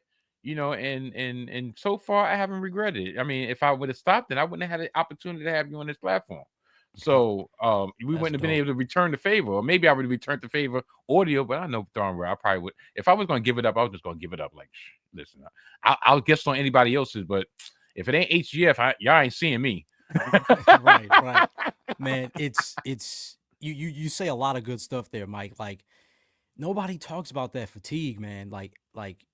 This independent game is a different game than a lot of these celebrities who are fortunate enough to they got their fan base. Like and you said it, Mike. It's like the unseen work. When sometimes you do look at the results and they're just not what you had in mind, and you start thinking back like, dang, like you mean to tell me I was up till midnight, even 1 in the morning, finishing my notes and getting ahead of time on social media posts, and I gotta go to work the next morning, mind you, and then I'm gonna come home from that day and continue what I started, and I'm putting in so much detail and passion into this, and it's getting not the ideal results. Yeah. That'll definitely make you want to throw in the towel. But like you said, eventually it just kind of gets to that point where you remember why you started naturally. Sometimes you got to force yourself to get to that point Mm-hmm. where you remember why you started, but other times it just kind of, like to your example, like it just kind of happened where it was like, oh no, this is coming way too natural for me to just throw in the towel. Take a break, cool, that's natural. But I'm basically doing it anyway, even in a time period where I want to take a break. So if that don't tell me that I should keep going, I don't know what will. You know? And then I think it was dope that you said that the rejection helped you up your game. Cause and then it ties in right back to what we talked about when you asked me about my basketball journey. Like and Mike, I even wrote this down. Sometimes I write down what like God really speaks to me just so I don't forget it. Okay. And you saying that literally, like I just wrote this down like 2 days ago, and it ties into the rejection I felt when I realized like the NBA, at least as a player, wasn't going to happen. And it got to a point where I realized God loves me so much that he could look right through this 26-year-old body and speak to the 5-year-old me and say, nah, you won't be in the NBA. You, at least in the way that you think, you won't be an NBA player, because he knew that that would cause me to not just find myself but find him, and Yes. really kill two birds with one stone. And so now it's my job to trust the new steps that he's placed in front of me, right? With Hip to the Games, with my connections with 19 Media Group, and the connections I made with you and Tyler and Brad, Mo, Warren, Jabari, the whole nine. Mm-hmm. And get excited again for what's to come, because it's like, if he loves me enough to tell me no, that means that yes is going to be even greater than I ever thought it would be. So when you said that, I immediately thought of this. And again, I just think in natural state, bro, like all of this is what it's supposed to be. We don't know it. We're not gonna know it until the future, right? Like till we Yeah. look back on it. But yeah, it's you get little checkpoints and signposts sometimes. And I feel like, and it's dope to hear you say that. Thank you. No, it's no that is so true. And like I said, it, it took me after the fact to like really understand that. Okay, well, that happened for a reason. If it wasn't for, like I always believed that things just aren't happenstance. But Mm-hmm. once again, to see everything slow down and see the dots connecting, why, the who, what, why, and the origin from things. Now it's like, okay, and it actually brings peace to my heart. Like, all right, okay, yeah, I could feel a certain way, but what's meant for me is it what's not meant for me is not for meant for me. What's meant for others is meant for others. Like, I can't. That's not on me to looking like, well, why? Well, how come this person got which court that had like 3 apartments and I'm stuck in the same place? I've been here for 29 years and blah blah blah blah. Right. Well, You there's a reason for that. don't even put that pressure on yourself. You know. Yeah, like listen, I which court I've been married 25 years. We've been together 30 years. We was blessed to have 4 children. I was able to raise my 4 children to the best of my ability. Um, and everything else like it's gravy. So I never could put just never should put yourself in another person's position because your position is where you're supposed to be.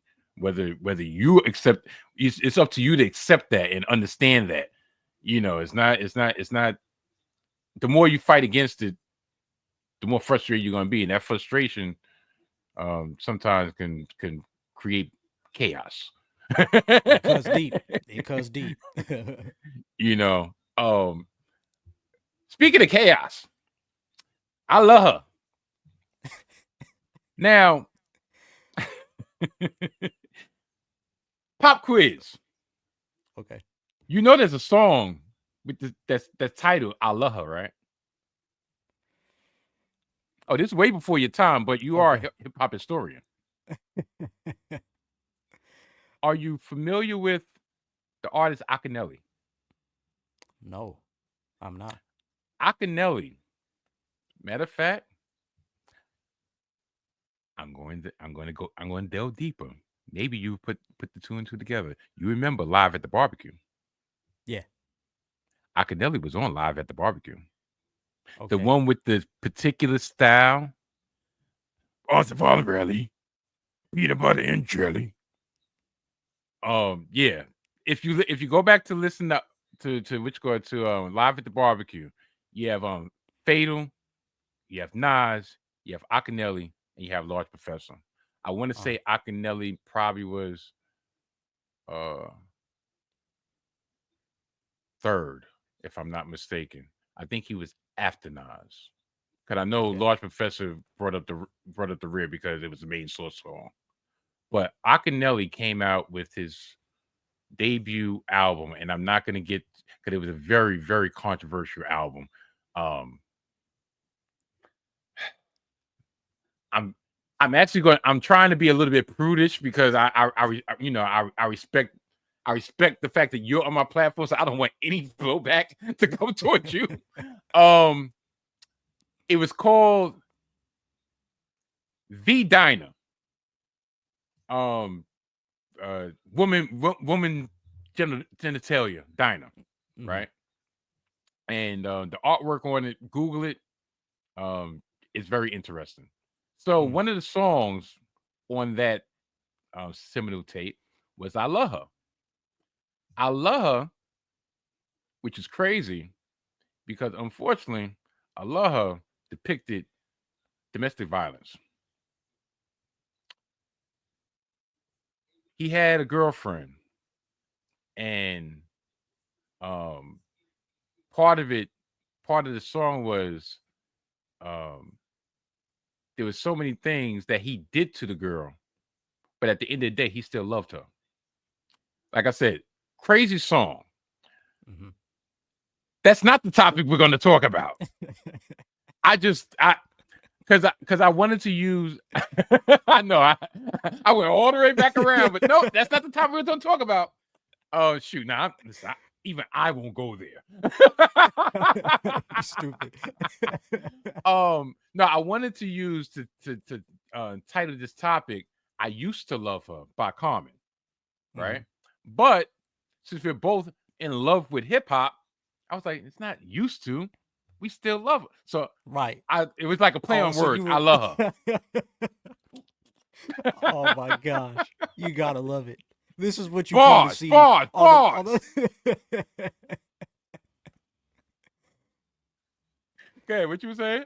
No, I was just saying this is what you come to see on the salty thoughts of Mike Steph. It is an experience. This is what it is. This is what it is, man. This is what it Listen, is. there's a episode of the archives where I had Mo on. I can't remember if it was his first time or his second time, but I discussed the song and I think I don't know if I played it, but I discussed the song and certain lyrics, and we wasn't on YouTube, but I guarantee you because we was doing via Zoom, Right. and if he didn't turn red as a tomato because he's just like, Mike, you wilding right now. and he's like, I'm not answering any questions. I'm not. Listen, this is strictly. Well, at the time, this is strictly Donnie Oom. This had nothing to do with me. um, but yeah, I love her. We're talking about hip hop here, and Hmm. my first volley toward you would be: when did you discover your love of hip hop? So the I real quickly one, had to get off that subject real quick. yeah, the real one would be 2017. Okay. Um, the and but what I always tell people is that um hip hop is in us, and I speak more specifically towards like black people. Like hip hop, a lot of just the idea of a drum and a dance goes back to Africa. You know what I'm saying? So like I feel like it's just in us. So obviously when I was younger, I was gravitating towards the early 2000s, right? The bling era, you could say, right? I gravitated again when I was coming to age in middle school, high school, like, listening to I was listening to a little bit of everybody. It was like I always say, it was kind of like the Big Brother era of rap. So it's like earlier J. Cole, Drake, Kendrick, as these guys are getting to fame. So many guys. Um, yeah, I was, but I was a pretty casual rap fan. That's what I would call it. I was a casual rap fan. So whatever was hot, I was listening to. Yeah, I knew some hits, right? I knew some OG hits, but for the most part, I'm very casual. But like I said, when I decided that I wanted to love hip hop the same way I love basketball, that was 2017. That was when I sat down and just researching everything. Like I start with Tupac. Just again, he's one of the more prominent figures, so I start with Tupac. I become such a fan. I'm watching interviews every day.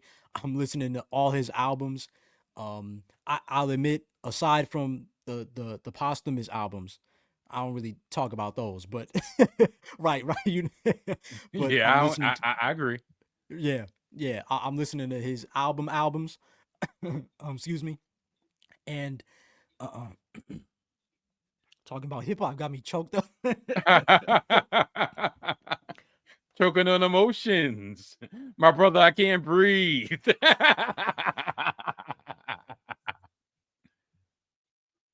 Good.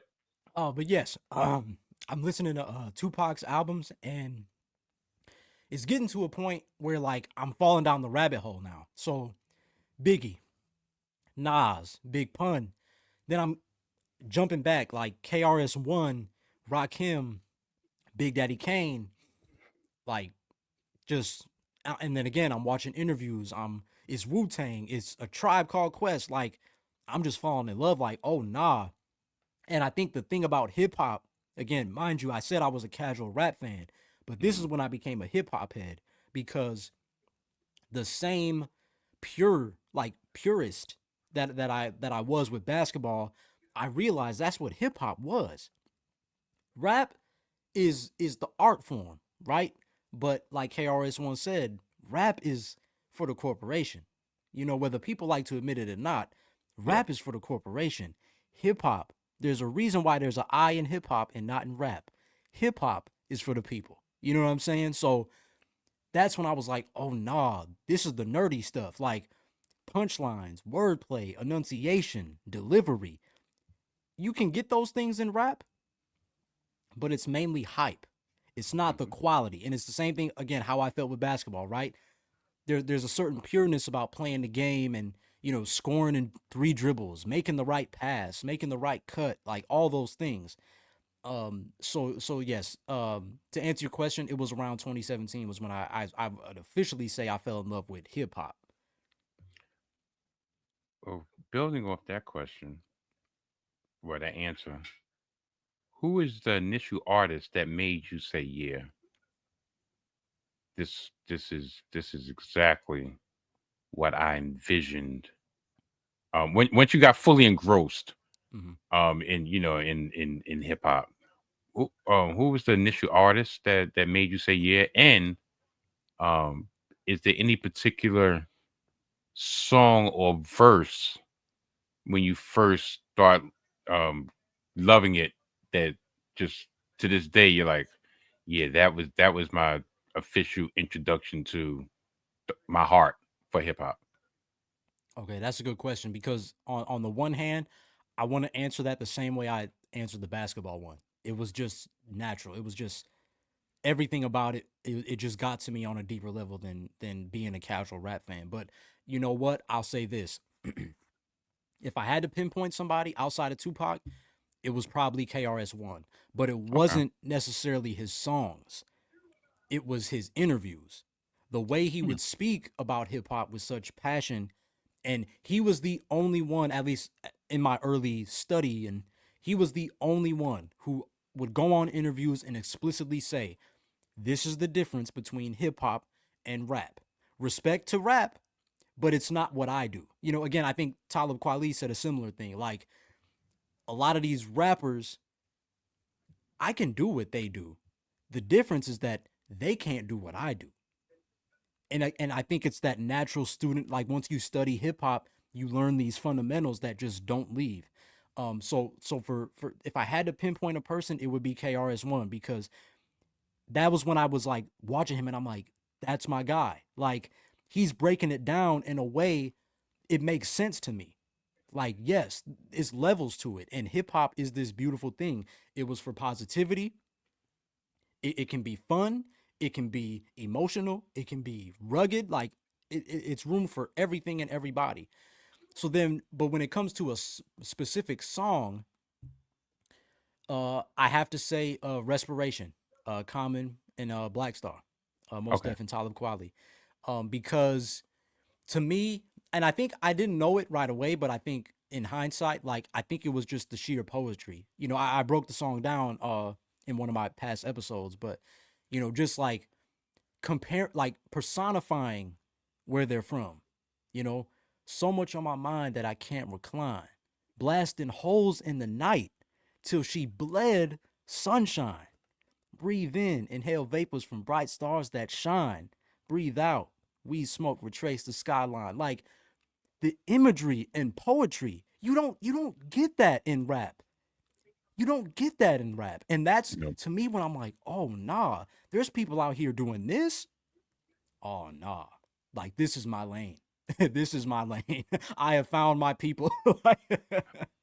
Wow. That no, that's Yeah. that's dope. That's I don't know that that's doesn't surprise me, but at the same time, it catches me by surprise. I'm like, cause that's one song I'm not gonna lie was haven't been hasn't been on my radar for years. So for Uh-huh. you to like, yeah, that no, that was a brilliant callback. Like, wow, no, that's beautiful.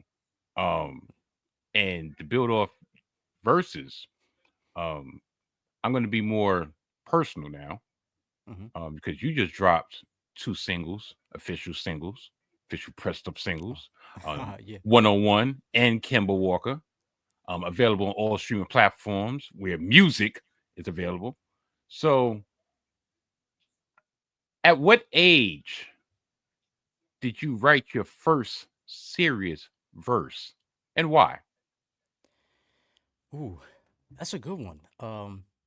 So like, are we talking 16? Like a Yep. 16, you would say? Okay. Yeah. Six. I would say probably 2017 because Okay. again I'm studying Tupac, so like I'm trying to come up with all these pro black conscience raps. So you know what I'm saying. So there was a time period again. He took me to like the Ice Cube route. So then I started trying to get gritty, and I'm talking about 12 gauge, and I don't even know what I'm talking about at that point. You know what I'm saying? I ain't never held nothing in my life, Mike. Like, but Ice Cube said it, so and it's gonna make my thing sound like more hard. But so I would definitely say so. If it's 2017, 19, 19, probably 19 years old, 18, or at least Okay. 18 going on 19, if my math is right. But yeah, so I would say then, but like I wasn't all the way. I guess that's when I started kind of refining my pen. Because I played with rap before. Hmm. Um, uh, when I was in high school, a sophomore, I was 15, and that's when I obviously being on social media, growing up in social media, that's when Damian Lillard started his 4 Bar Friday challenge on Instagram. And my Okay. whole thing was I'm a get on there. I'm gonna get top four. Damian Lillard is gonna know who I am. Fast forward, I'm gonna get drafted to the Blazers. We gonna be teammates, and the chemistry's gonna be established. Like that was my delusional mindset when I was a kid. So that was like as early as when I started writing. But as far as like 16s, it wasn't until a few years later. Oh, wow.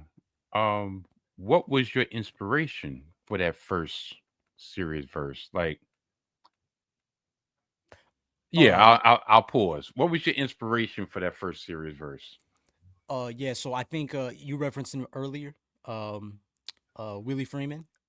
Okay. He said something that didn't hit me until like later, but he was saying like I'm such a fan of things that I have to be a participant, and that's exactly who I was, and still am. So when I'm studying Pac, it got to a point where I'm like, I want to try to see if I could do this. Like I'm falling in love with this thing called hip hop so much. I want to see in some way can I be a participant. And for me, I felt like I always was a natural writer at heart. Again, I tried to deny it when I was stubborn in high school, but eventually I came to grips with like, that is something that God might be trying to bring out through me. Mm-hmm.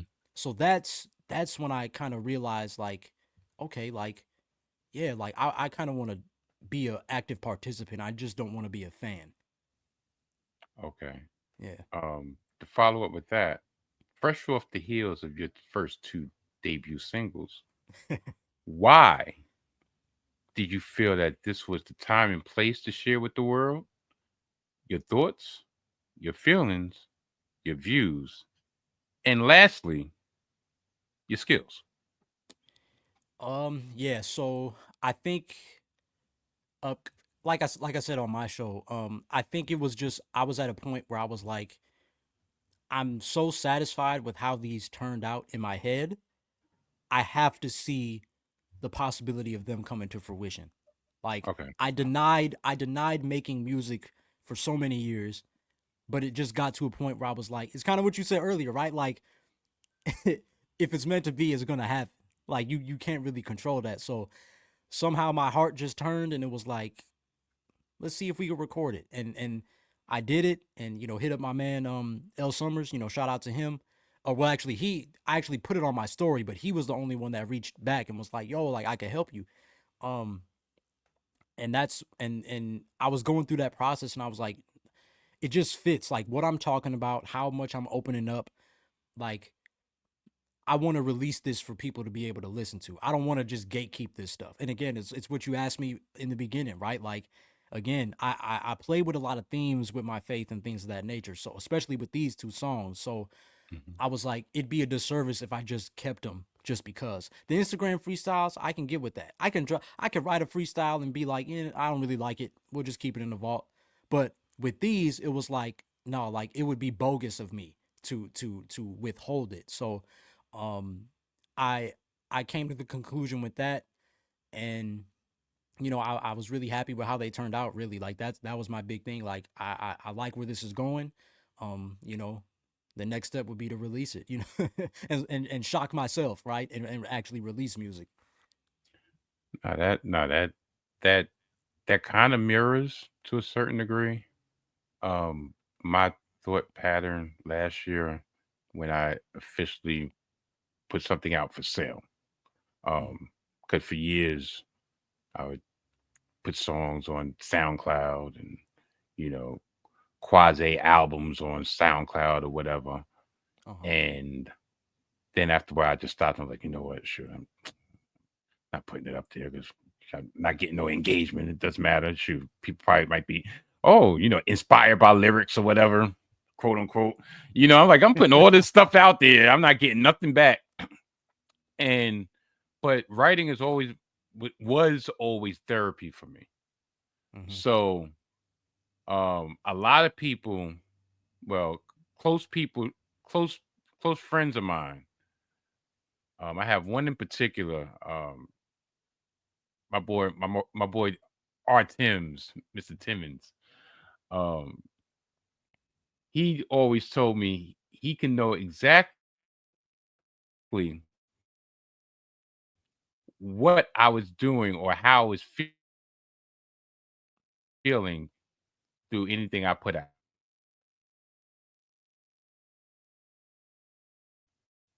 Okay, here we're back. Yeah, StreamYard wants to act up. I swear, they kill me. They raised the price and the service just got shoddy and shoddier. But anyway, yeah, my boy Rodney, he told me he could always find know how I'm doing based on whatever music I put out because Mm, most of the time it's a reflection of either what I just went through or how I'm feeling. Right. exactly. So, um, throughout my recovery last year, I would write things down about what I was going through, how I was feeling, what happened to me, and that was my way of tell. Because my whole process used to be, um, you'll know exactly what I'm talking about if you could read between the lines of my bars.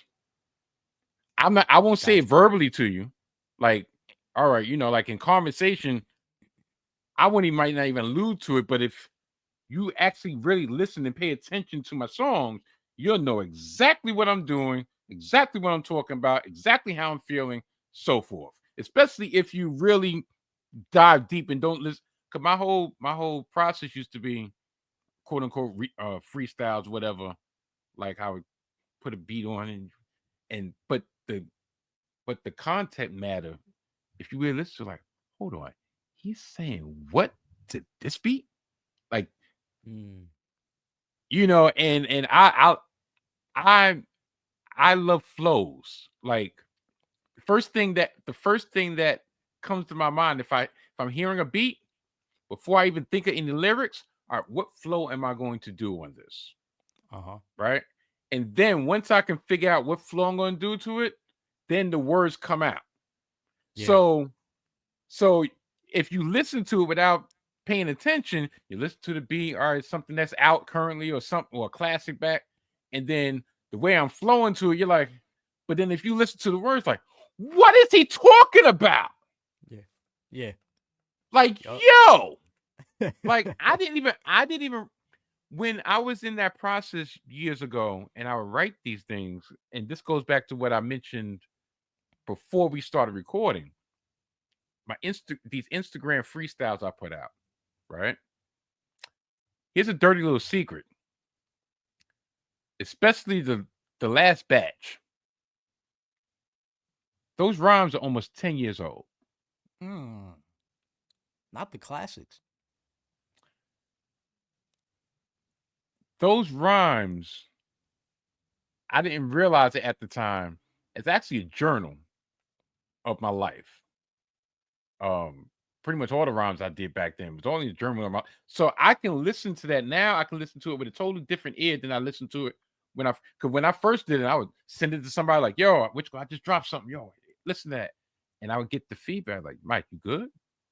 Mm. I'm like, you talking about I'm good. Yo, you didn't hear the wordplay. Yo, you didn't hear You the hit them flow I did. bars, what? I was in the pocket. Like I was killing it and everything. And they're listening to the actual word. I'm not thinking about the words.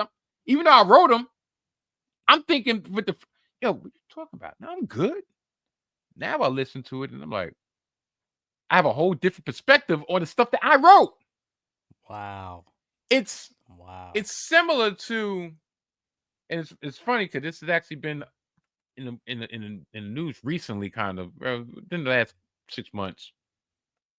Red Band, my favorite artist, Uh-huh. he does not like "There Is a Dark Side." Mm. A lot of people say that's critically acclaimed. A lot of people say that's his best work ever. Right. Between that and Muddy Waters, you can. But personally, he said he never listen. He doesn't like listen to it. He doesn't listen to it because where he was at in his life at that time, he does like he knows where he was. I don't even want that back in my system. That makes so much sense too. I think Eminem was the same way too. Yeah. Yeah. So when like for the first year of my recovery, I made a point not to listen to anything old. Mm. Any any any old podcast, any old song, anything that's a Donnie, it just was like nails on the chalkboard, like, oh. And then I'm like, okay, I got to a point. All right, that's a hurdle I gotta get over. Okay, in order for me to progress, I have to get over that hurdle. Start listening to it. Fine. Then I start really listening to it, but not with shame. Listen, all right, this is me. That was me. That's what's brought me to this point right now, whether I believe or which one want to believe it or not. Right. I have to embrace that. For whatever faults, warts, whatever it is, have to embrace that. So lately, what I've made a concerted effort, because these, like, a lot of some of these songs I would put out, but it almost like Fandom, like I wouldn't bring no attention to it. It's like, all right, I put it out. If you come across it, you come across it. Because the some of the subject matter, or whatever, because you paid attention to it, I'm like, I couldn't just verbalize that. But I made a point to, like, you know what? Some of those songs that I always used to, which got shy against, no, I'm gonna put them out right now.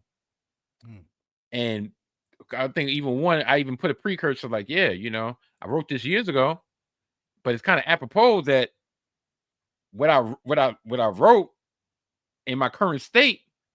All right, I just want to give an updated version, so I changed a couple little words and everything, but everything is pretty much on par. Yeah, because that's the confidence that I have in me now. Like, listen, okay, yeah, I'm not ashamed, but actually, I'm actually proud of the fact of I can see my growth from back then to now. that's dope. That's dope. So me putting it out or me spitting it and everything, I know, all right, 10 years ago. And sometimes I'll listen to them and I'm like, I don't even think I could go there right now because it's not in me anymore. A lot of that was a lot of hurt, a lot of anger, a lot of bitterness, a lot of trying to just get my thoughts out and didn't really feel confident or trusting anybody enough to really talk to. There was only, besides my wife, and I'll take my wife out the equation because it's my wife. But Right. the only person the only person that I could tell everything about was my late brother, Kubiak. That was it. So besides that, all right. And a lot of times I always said I was writing to an audience of one. I was doing a podcast to an audience of one. A lot of things I would put in the podcast or I would write was not directed, but pretty much with the idea of Kubiak can know exactly what I'm talking about. If I got a little laughter or whatever, or I was aiming for something, all right, y'all don't even have to laugh. But if I pop my bro, mission accomplished. Yeah. Unfortunately, he's not here in the physical. So once again, now at this point in time, it's like, okay, I've gotten to the point that I'm 48. Look, I got my flaws and everything. All right, everybody has flaws, you know. This is my artistry. I'm putting it out. All right, for the uninitiated, they might think I'm going through that right now. Doesn't really matter because I know where I'm at currently now. And those if I know a little bit of backstory, now they could be like, it could come to them in a different light, like, oh wow, oh damn, I didn't know. Like, yo, damn, Mike was talking some ish. Yeah. Okay,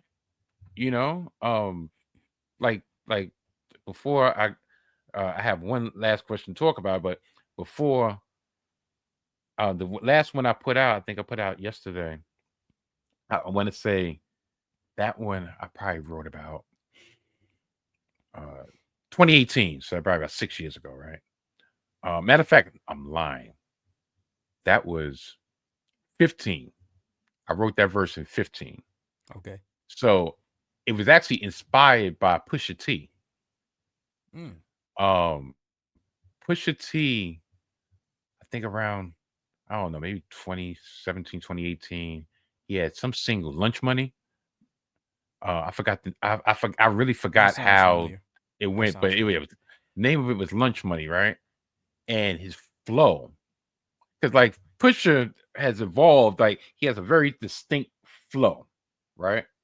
So um I I I I pretty much borrowed some of his flow in it. It was like, yeah, that's why I was like, I'm choking on emotions. My brother, I can't breathe. Proven guilty because of melanin. Oh, That's the that's verdict Pusha I through and believe. through. Yeah. So yeah, so um, and even which go even little bars in that. There's blood on the leaves, matches my sleeves. Idle mind turns suicidal tendencies.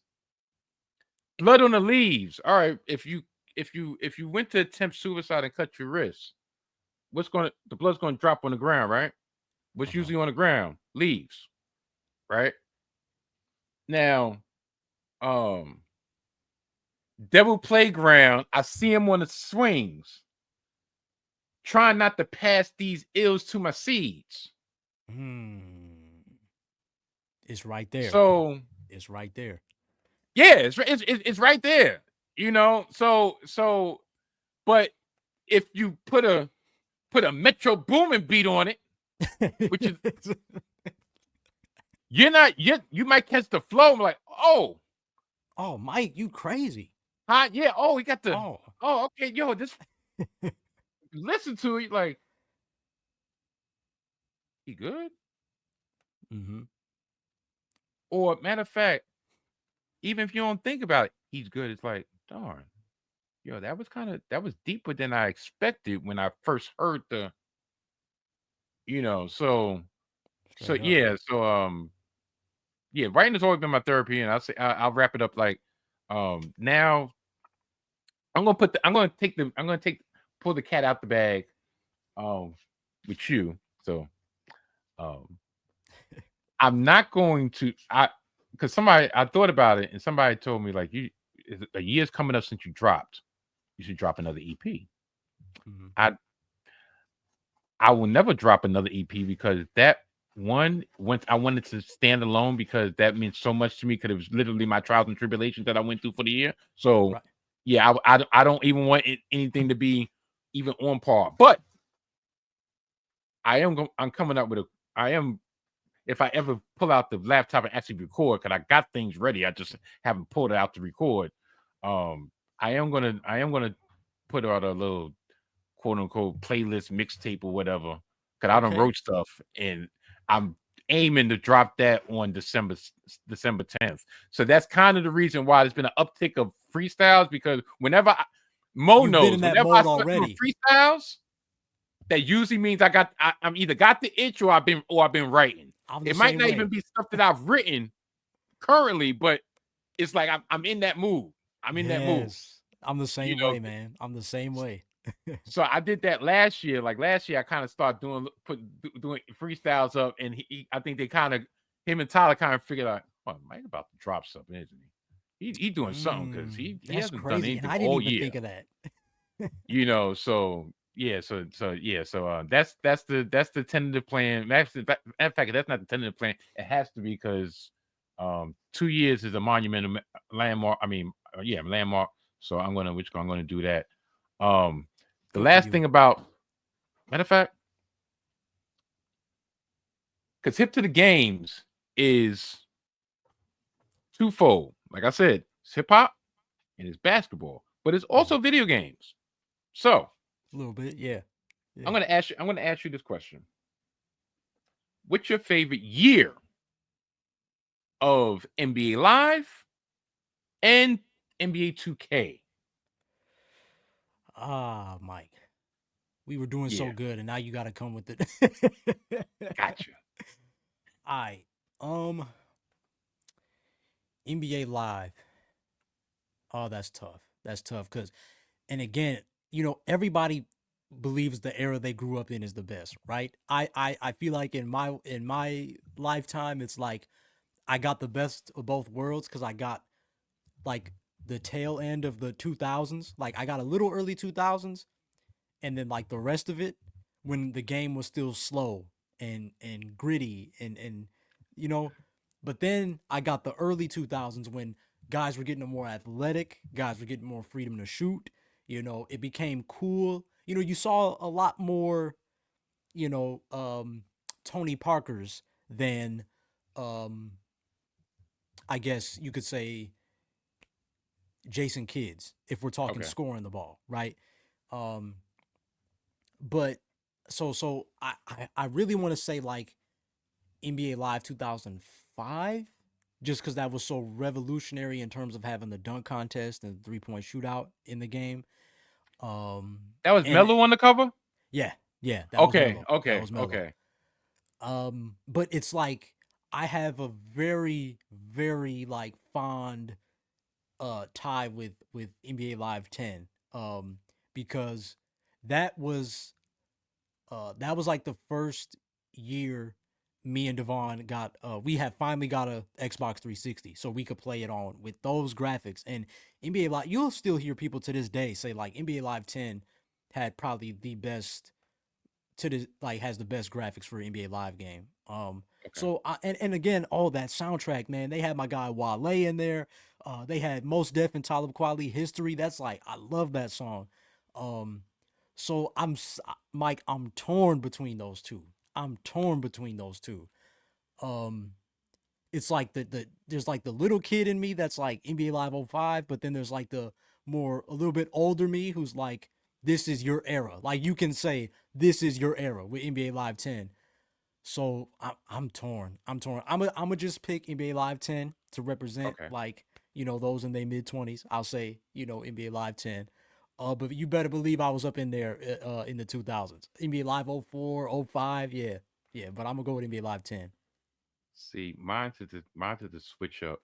Uh, it's either between the original NBA Live because when they changed the format from the old um Lakers versus Bulls, Lakers versus Celtics, and it's just slow and the grab when they actually revved up the engine. I want to say was it Genesis Okay. that was my platform of choice. When they revved up the engine and had the horizontal view and Oh NBA yeah. Live, I guess what that would be 95. Yeah. That was my favorite for the longest because one of my favorite teams on of all time was the Golden State team on NBA Live, the original NBA Live, because that was the team with Weber, Spreewell, mm, Mullen, T. They had that was a dogs. perfect combination of both eras. You still had TMC without Mitch Richmond, but you had that, and then you had Weber. Hmm. So it's Spreewell. Yeah. So I loved it. Especially the turbo button. Oh. Oh my goodness. And like you said, especially with them, like Webb being the new kid on the block, but it was like I said, even to this day, like C Webb really revolutionized the power forward position. Like especially when he came in, like so I can see that. I can see that. and and then I guess more current times for me with live would be it'd be live '03 with Jason Kidd on the cover. Oh yeah. Oh yeah. Because I mean the soundtrack is a classic. The soundtrack Hmm. was a mixtape in itself. What it was like 7 songs, but it went platinum or something like that. Like Listen, man, that I swear that soundtrack. Sometimes I think I would just turn it on just to hear Freeway. oh Freeway yeah. was spitting. Yeah. Man, Just Blaze and Freeway like '03. Oh my goodness. Oh my So goodness. between the soundtrack and I remember that was probably one of the only times that I went to the store the first day upon release and I was Get out of actually able here. to get the first copy. No way. We lived in Pennsylvania at the time. So KB toy stores was still a thing back then. Shout out KB. Oh my Yes. gosh. And matter of fact, I didn't even have a car back then. So I took two buses to the mall. Mall opened at 10 o'clock. I was there at 10 Mm. o'clock. Went to KB. They actually pulled up the box, opened the box. Oh, now I you had the flexing. first copy. Now you flexing. You gonna put the box in front of me? Oh man, that's Hot, dope, yeah. Mike. So that's so that's always gonna be my sentimental favorite because that's the only time that could have ever happened. Because even if I was back in New York, that wouldn't have happened. That wouldn't have happened because people would have been plotting, waiting online before. Pennsylvania's like, all right, they got there when they got there, you know. So I happen to be there as soon as they open. Yeah, you got that live? Okay, here you go. Wow, that's I was back in the crib by 11:30. It was up. I was not Yeah. playing. I was not playing.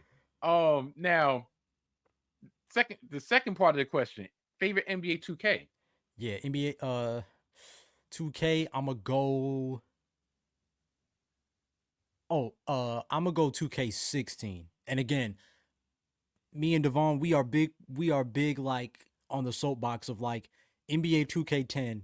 Everybody sleeps on. Like everybody goes straight to 2K11 and on, but NBA 2K10, like the first year they had the career mode, like fire, and that had a really nice and smooth soundtrack, you know. But I'm gonna go NBA 2K16 because obviously when it's that was the first game when we finally got a PS4. Um, so the graphics I thought were dope. DJ Premier doing 1/3 of the soundtrack Yeah. that year again, which was crazy because I ended up becoming like a hip hop head. So to go back and like see the songs that he did on that soundtrack, and then like some of those songs are still some of my favorite to this day. Yeah, I'm gonna go 2K16. I love the gameplay. I haven't in a minute, but even nowadays, like I'll bust that out and still play it. You know, I think it was really dope. I'm gonna go 16. Um, I'm not sure what year it was because I was resistant. Like I was one of probably the last people to switch over from live to 2K. I think Yeah. it took them putting a pause on live to force me over to Yes. 2K. A Because lot I of was people did always an that. NBA live person.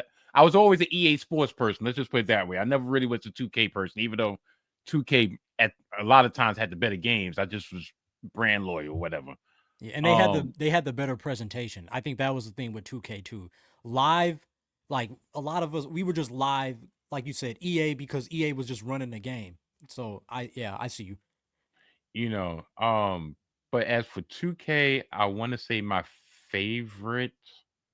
Well, actually, once again, it's twofold. One is sentimental, and Mhm. actually, tell you the truth, probably the better game. Whatever, because I all the years kind of just float with me. I just know by the cover, Yeah. the Dame Lillard cover. Yeah, 21. Yeah. Okay, I remember you telling me this. Yeah. yeah. Yeah. Uh, because that was a game that my son Nakai, he made a point to, because I never listen. In my age now, I'm like, look, I wait and try to get the December special. Right. So, Black um, Friday joint. yeah, like for Madden, I usually get Madden around the holiday season because that's when they start chopping it down to half price. Okay, Yeah. fine. Listen, I still I still got from December all the way to August if I want to, if I'm going to get the next year. I still got plenty of time. And then Plenty. with 2K, I will always get the All-Star special because they will always have the sale around All-Star game, Yeah. right? Yeah. My son, because he like playing my player, he he would pre-order it. You know, as soon as it comes out, he's steady trying to build his players up and everything. Talk about, yeah, I got to get this opal. I got to get up to the opal and whatever that is. Yeah. Yeah. So, My team. Yeah. yeah. So, he made a point to pre-order it for me also, and I think it came with the screensaver, the Dame screensaver, Yeah. and so you know, he passed away a couple months after that, and so when 22 came out, 23 came out, I was like, nah. Like even when when PlayStation 5 actually became feasible for me, like, you know what, I'm not gonna OD and buy this. I'm not paying $5. But when it got into like the three something, I'm like, you know what? No shame in my game. I can affirm it. Right. Okay, fine. You know, look, you want this little $60 a month? Here you go. Not a problem. Listen, I come from the original. I come from the era of the original layaway. So Layaway. Yeah. affirm, and nobody really knows. I work every 2 weeks. Not a problem.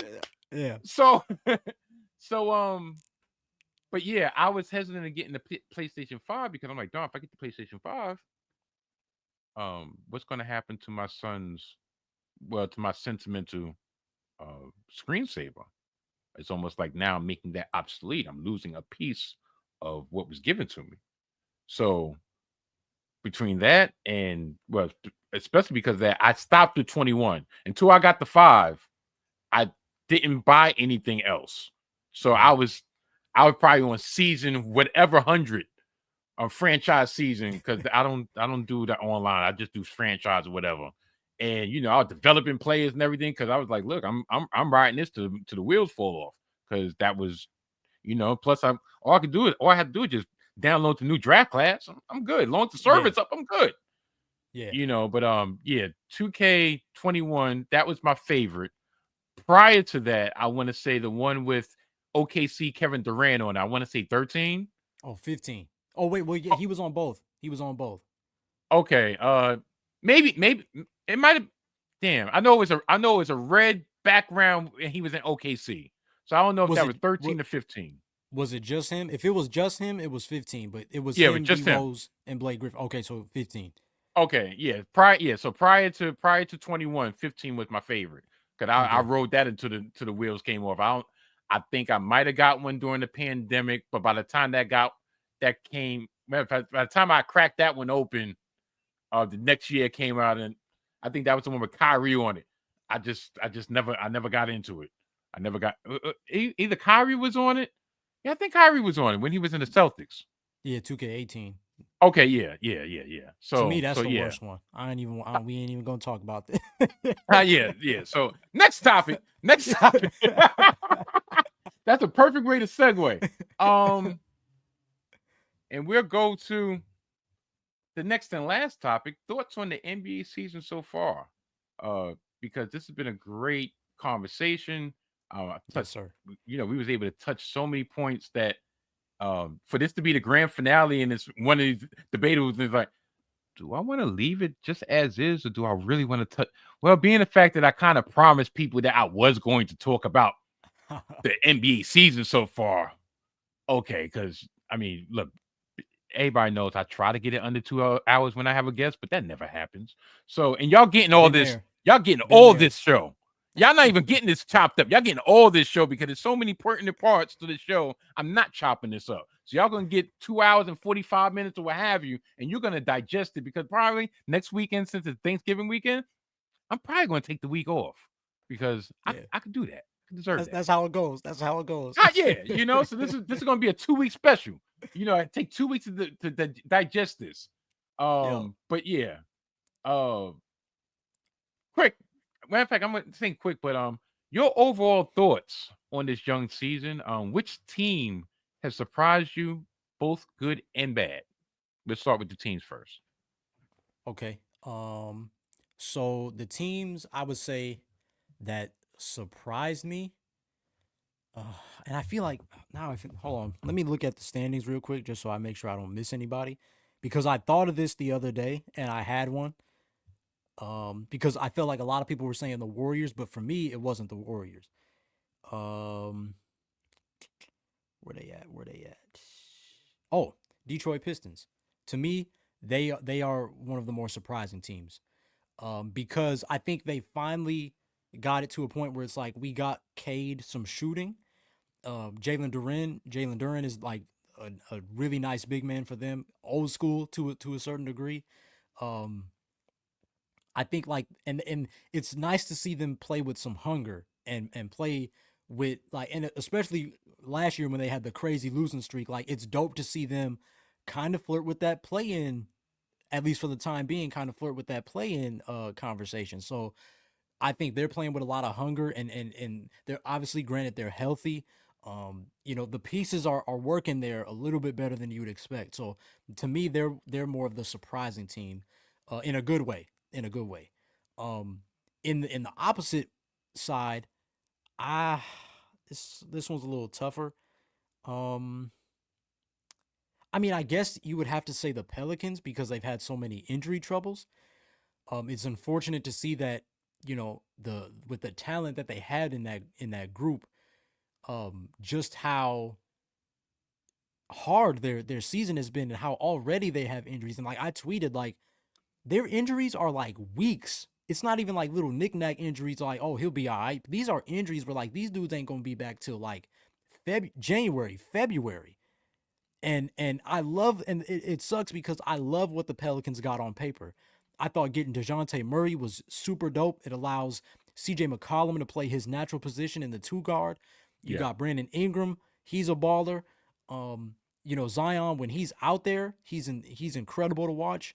And the way they can kind of decoy him as like a de facto point guard sometimes, like, and then having Trey Murphy, who's like he's to me, he's like great value Mikal Bridges in some Okay. respects, for lack of a better term. Listen, great value has some good. If you know exactly what to look for, great value be just as good as the brand You name. feel me? You feel me? So I see that with him. Herb Jones is one of the better perimeter defenders in the league. Jose Alvarado to that same degree. Um, the shooter Jordan Hawkins, man, he's getting more minutes this year. I felt like for some reason I think he got out the rotation last year. He shouldn't have. So it's good to see him playing some consistent ball. Um, so yeah, I hurt for the Pelicans, and I hope that when they do get, even if they get a little bit healthy, because it's going to be a minute before they're all the way healthy, but if they can get a little bit healthy, I hope they can make some kind of push because they are too talented on paper for them to have such a crazy, drastic, terrible season. I mean, you could kind of say the same, because I'm really counting on you to carry this segment. So, but you could kind of say the same in respect to on the East side, to a team that I have no love lost for. And tell you the truth, they deserve all the misfortune besides the injury part, because I don't wish injuries on anybody. But that particular team down the turnpike up from here, the Philadelphia 76ers. Oh You yes, they're you see another how one. calm it is? You see how calm it is? They took out Mitch Rob with not even a slap on the wrist, and you see they're wallowing in misery. They they 2-13, 3-14 now, something to that effect. 3-12. Okay, 3-12, same thing, pretty much. And they don't look like they getting good anytime soon. The only Yeah. thing that's helping them out is the fact that the East has been putrid, you Yes. know. So like Yeah. I think my Knicks, I want to say at last glance, because like I divulged off air, and look, my listeners know I'm not fully NBA until after football season's over. So I keep abreast of the situation. I want to say my Knicks are maybe in the fourth seed with what 9 and they're probably like 9-7 right now, could due to that loss against the Jazz or whatever. But shoot, they were 5-6 and in the fourth seed. So so like That's insane. Yeah. yeah, so 3-12. Shoot, Philly's probably right on the outskirts of being a play in at 3-12. It wouldn't surprise me. I know Charlotte is doing big things. Well, they're doing better since they got LaMelo back and everything. That them and the dude, I think it's his second year. Damn, what's his name? You know what I'm talking about. Who they drafted last Brandon year? Miller. Yeah, Brendan. Yeah. Yeah. Miller Mm-hmm. and Mello. Listen, they're doing work for a team that doesn't really have a dependable big or just a big at all. They're doing work. They are Yeah. definitely doing work. Yeah, shout out Um, Charlotte. They look like one of those teams. Like I've said it before, they had been in the play-in before. So and you would think being healthy, they can get right back. So yeah, that's a good shout out. yeah. But yeah, Philly. I have no love lost for Philly. They're They going deserve through it. all the worst except for injury, because I really feel bad about Paul George, because he injured that knee, came back, and then injured it like that, especially on a personal aspect. All right, yeah, a lot of people could say, well, he signed for the bag. So still, at the end of the day, these people, these brothers are competitors, and you don't. And even my worst enemy, I want to be at full strength. I don't want to eat. I Mm-hmm. want to beat them. I don't want to beat them with one leg. I don't want to beat them with one arm behind their back. Like, so, as much as I don't want them to succeed, not based on this, you know. So and shoot, knowing my luck the way it happens, I'll I'll bask in somebody else's misfortune, and sure enough, which got Jalen Brunson to have a severe ankle injury or something like that, and then that's just how karma works. Um, Now, at the same question that I asked you, which about surprises, both good and bad, but this time discussing individual players. Oh, okay. Okay.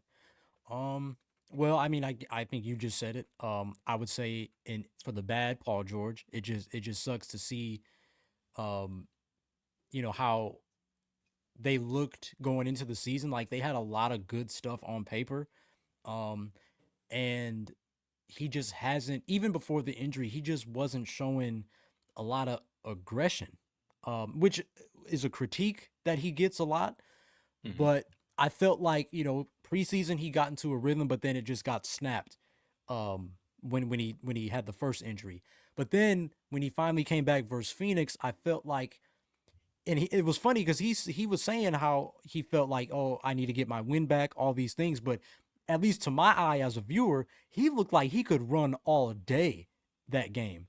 So Okay. I was actually excited. I'm like, I think people are missing, like, he was shooting the ball terribly, but he was being aggressive. He wasn't scared. Like, to me, that was good to see. And they should have won that game. So I was excited, but then they had games where they would come out nice in the first half, and in the second half they would just give up. And I'm like, what are we doing? And some of that I think fell on him. Like he would kind of push the pace, but then he would see, all right, who's hot? I'll take my foot off the gas, but then he'd take his foot off the gas way too much. So that just all of that kind of has disappointed me.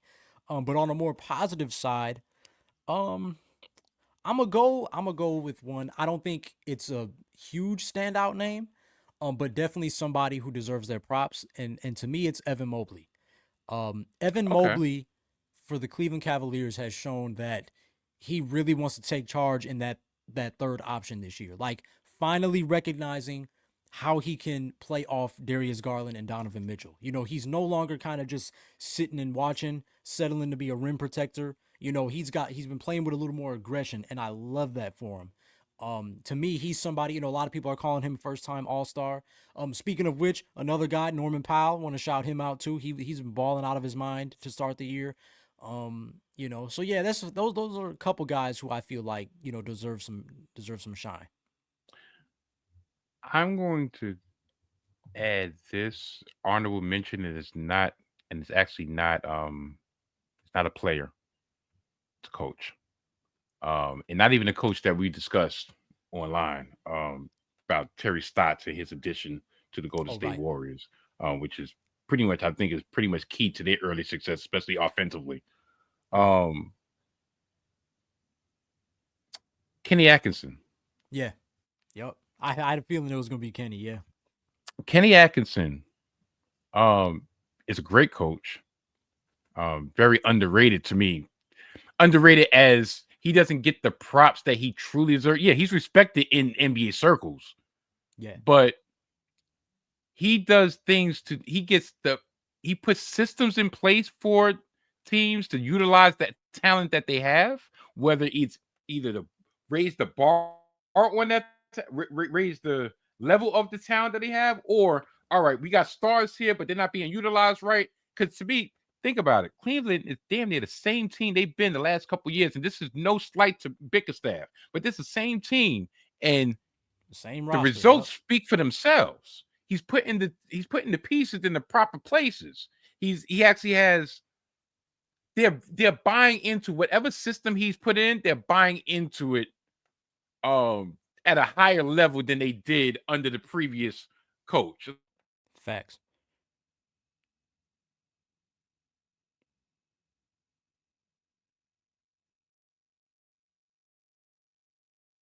Like I said, I don't want to throw no dirt on Bickerstaff, especially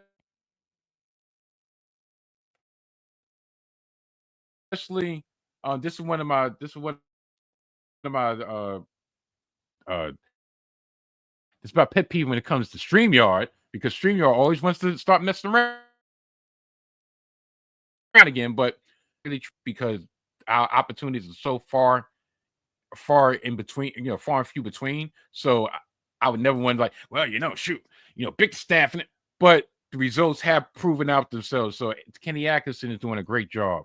I'm like I said, I'm not going to do individual plays because in reality, I'm not going to lie, I'll be talking about my ASS. So because I haven't really been paying attention that well. So but yeah, that's why I said, yeah, I'm counting on you, brother, to carry a portion of this segment because I know you in the know. I know you, Rich Gore. You got your ear to the street, into the hardcore, so to speak. So I'm Yes, gonna sir. Yes, let sir. you play lead on that. And Now, listeners can do the same. Listeners can do the huh? same. I- Oh, now my last topic before we wrap things up would be three teams in particular. Being the fact that you're the guest, I'm going to lead off with your Chicago Bulls. Just early general thoughts on your Chicago Bulls this year. so yeah, contrary to popular belief, I really am excited at the fact that we are finally able to play an open court style, not just because Lonzo Ball came back from injury, but because Josh Giddey plays very similar. Um, a taller guard, can rebound, loves to make the right pass. Like I tweeted the other day, like Josh Giddey moves and plays like a basketball player from like 1967, but somehow, some way, it works with this style, and he's been great for us. I think, and again, I'm sure at some point Zach LaVine is probably going to be in a different uniform. I'm sure Nikola Vucevic is going to be in a different uniform. However, I love that Billy Donovan and management kept those guys at least for the time being because number one, Nikola Vucevic has been balling to start this season. Still, he's right back to 20, 10, 3 assists. He's shooting crazy from the three-point line. Like, again, having to play with DeMar DeRozan and Zach LaVine was overkill for him because nowadays, nobody's looking at the big man in the post. He becomes an afterthought. And there were so many times within the last few seasons, as much as I love DeMar DeRozan, he wasn't even looking at Nikola Vucevic towards the end of games. So now just cutting one in half and keeping one has allowed him to get more touches. He's balling, he's involved. He doesn't look frustrated unless he's in foul trouble. Like we're I like how we're playing. Zach LaVine is on fire to start this year. He's already had some clutch games, really building up his value, should he be traded at some point. And like I say, I opened this by saying contrary to popular belief because I know there's so many Bulls fans. Again, we're so stuck in mediocrity that people want to move and trade all these guys. But I'm like, who better to fit our open court style than Zach LaVine? And granted, none of these guys want to tank.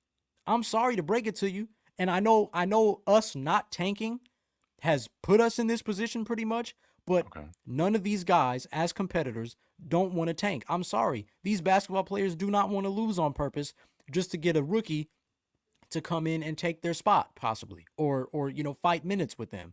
No competitor wants to tank. So I'm sorry that the Bulls actually like to win games. So it's funny that you asked that, Mike, because there are times throughout the last couple seasons where like the Bulls will win a clutch game or maybe they'll have a comeback win and everybody's like, no, we were supposed to lose. We were supposed to lose. But I'm at the crib like, yes, like that was a dope game. That was a dope win. Like we didn't give up. So I'm of the minority.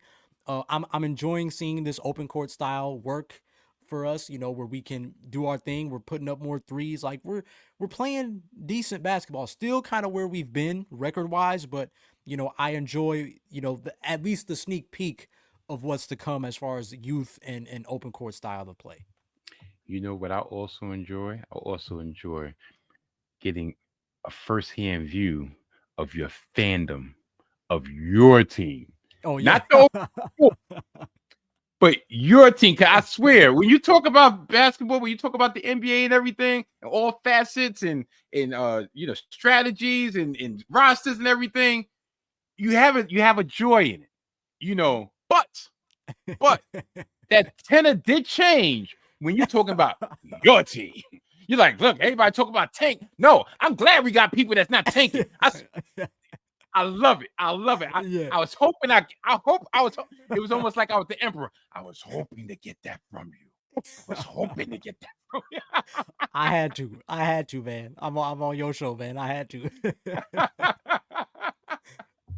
um now to follow that up, your early thoughts on my New York Knicks. It looks Because like y'all. it's easier for me to kind of hear it from somebody who's looking from the outside in. Like just like that tenor was there, that would be me. But Yeah. I want to hear how somebody who, especially who's well versed in the game, versed in the league, how they see these first 16, 17 games so far the Knicks. It seems like they're turning a corner. You know, there was a little slow start, but again, that's to be expected when you have a lot of new pieces. I love Karl Anthony-Towns fit there. That's exactly how I imagined it would be. You know, having a big man again who can catch and shoot threes and even catch and shoot deep threes. You know, Julius Randle was more off dribble compared to Karl Anthony-Towns. I think Karl Anthony-Towns does a better job of like, if you need me to catch and shoot, I'm cool with that. If you need me to create, I'm cool with that. Julius was more stubborn in the sense of like, I want the ball, and you love that, right? You love that from a player, but Karl Anthony-Towns, I think, is more of a perfect fit with that more pace and space system that they want to have. Like I've said it before, I think the Knicks, the dopest thing about them is that they are going to combine the modern pace and space, but still keep some of that gritty basketball they've always known to play. To me, that's their niche, right? Like it's good to see teams kind of, you don't see a lot of teams play their own style and have their own identity nowadays. But the Knicks, to me, seem to have that. I love what OG Anunoby's doing. Again, just continuing to show his value on the wing. I think again, Mikal Bridges is catching up to that. You know, he's getting more confident in that jump shot, and thankfully, it seems like he realized that he was tripping for changing it in the first place. You know, You're like, what are you doing? You don't wait until a year, however much. Yeah, I'm going to tweak it. Oh my God. And he was bricking, Mike. It wasn't even like just missing. He was bricking, airballing. Like, you like, this is ugly. But he's About to finally got his cost himself confidence. an extension. That's what he was about to Yeah. do. For real. For real. You about to take that veteran minimum because we're not cutting you for all the draft pick we gave, but you gonna do something. You ain't getting the bag you thought you were gonna get. Facts. So I think I'm excited to see for them, like post All-Star break, what their confidence is gonna look like versus Cleveland, versus Boston. Because I felt like that very first game of the season, it was like a deer in headlights. Like Boston, they looked mid-season form on the first game of the season. Which again, when you get some blingage before the game, you know you're gonna have a pep in your step. But even outside of that, they just looked like sharp. So I'm excited to see when the Knicks get to that. Um, I don't know. I can't really say if they're gonna be what they were last season, but I just think this season is more about establishing that rhythm. So when they get to the playoffs, it can be even more scary. So I like what they're doing. I like the roster. It's should they eventually get healthy, things of that nature, I think it can be fun.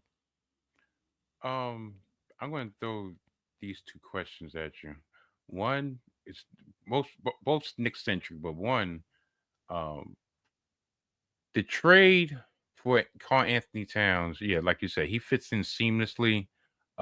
Plus, the most important part was it freed up the paint for Jalen Brunson to still operate at optimum efficiency because Yeah. him and Randall and this is no knock to Randall, but they work in the same area, Hmm. and one is both are ball dominant. In order for Julius to be what you expect from him, he needs the ball in his hand, but at the same time, it takes it from Jalen.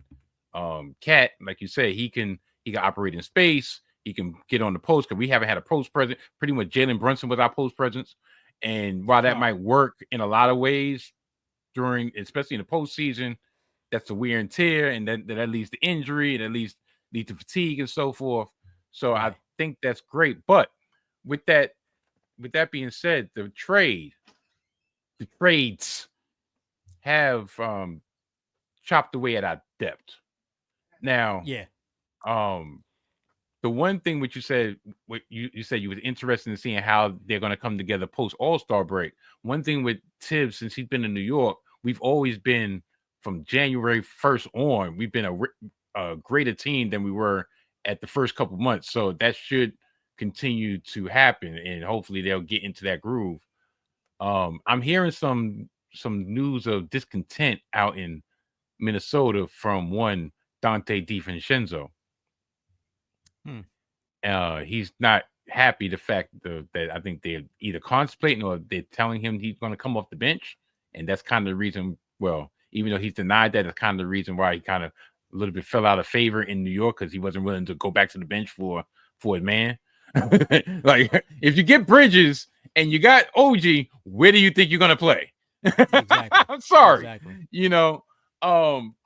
So even this probably a shot in the ocean. Do you think there's any possible way that a trade might be able to be swung before the deadline to bring Dante back to the city of Gotham? Wow. If all the reports are true, and by that time he's like, you listen, that's not what I signed up for. You can get me out of here, perfectly back to Gotham. Yeah. That'd be. I don't know. I don't think so because I feel like he wasn't excited to be in New York as long as Mikal Bridges was going to be there. I think he would have rolled with it and probably would have got traded at the deadline. Like to me, it was just inevitable that he wasn't going to be a New York Knick. So, Okay. what's bothering me about this is hypothetically, if he's frustrated in New York, but now he's frustrated in Minnesota, where are you going to be happy? So, and then again, it comes down to asking yourself, what do you want as a basketball player? Do you really want to win like you say you want to win? Or you would just rather be having, you want the ball more? Just because I'd rather him be honest and say that. I want the ball more. Send me somewhere where I can get more shots. I'd rather him straight up say that.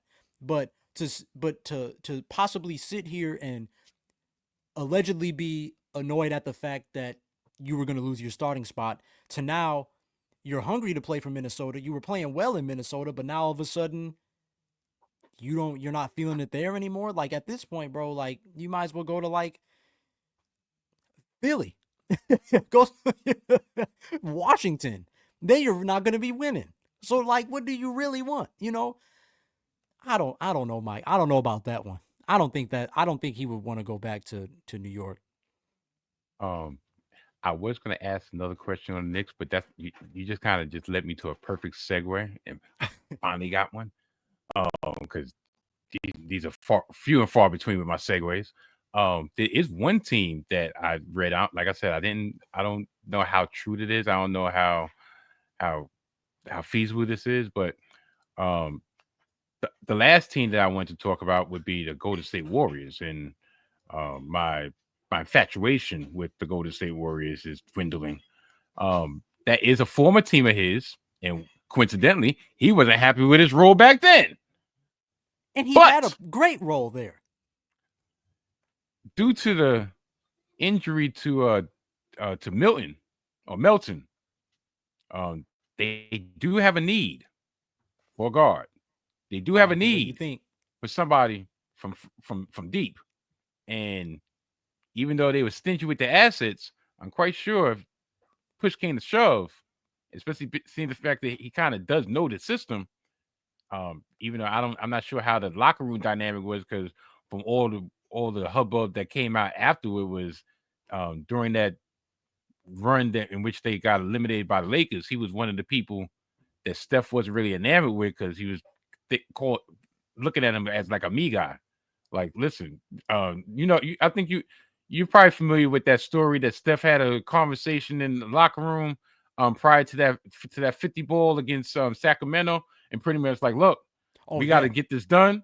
If you're not down with the program, get out the way because Yeah. I ain't trying to be eliminated. And from what the fallout was, that Dante was one of the people he was kind of insinuating that to it.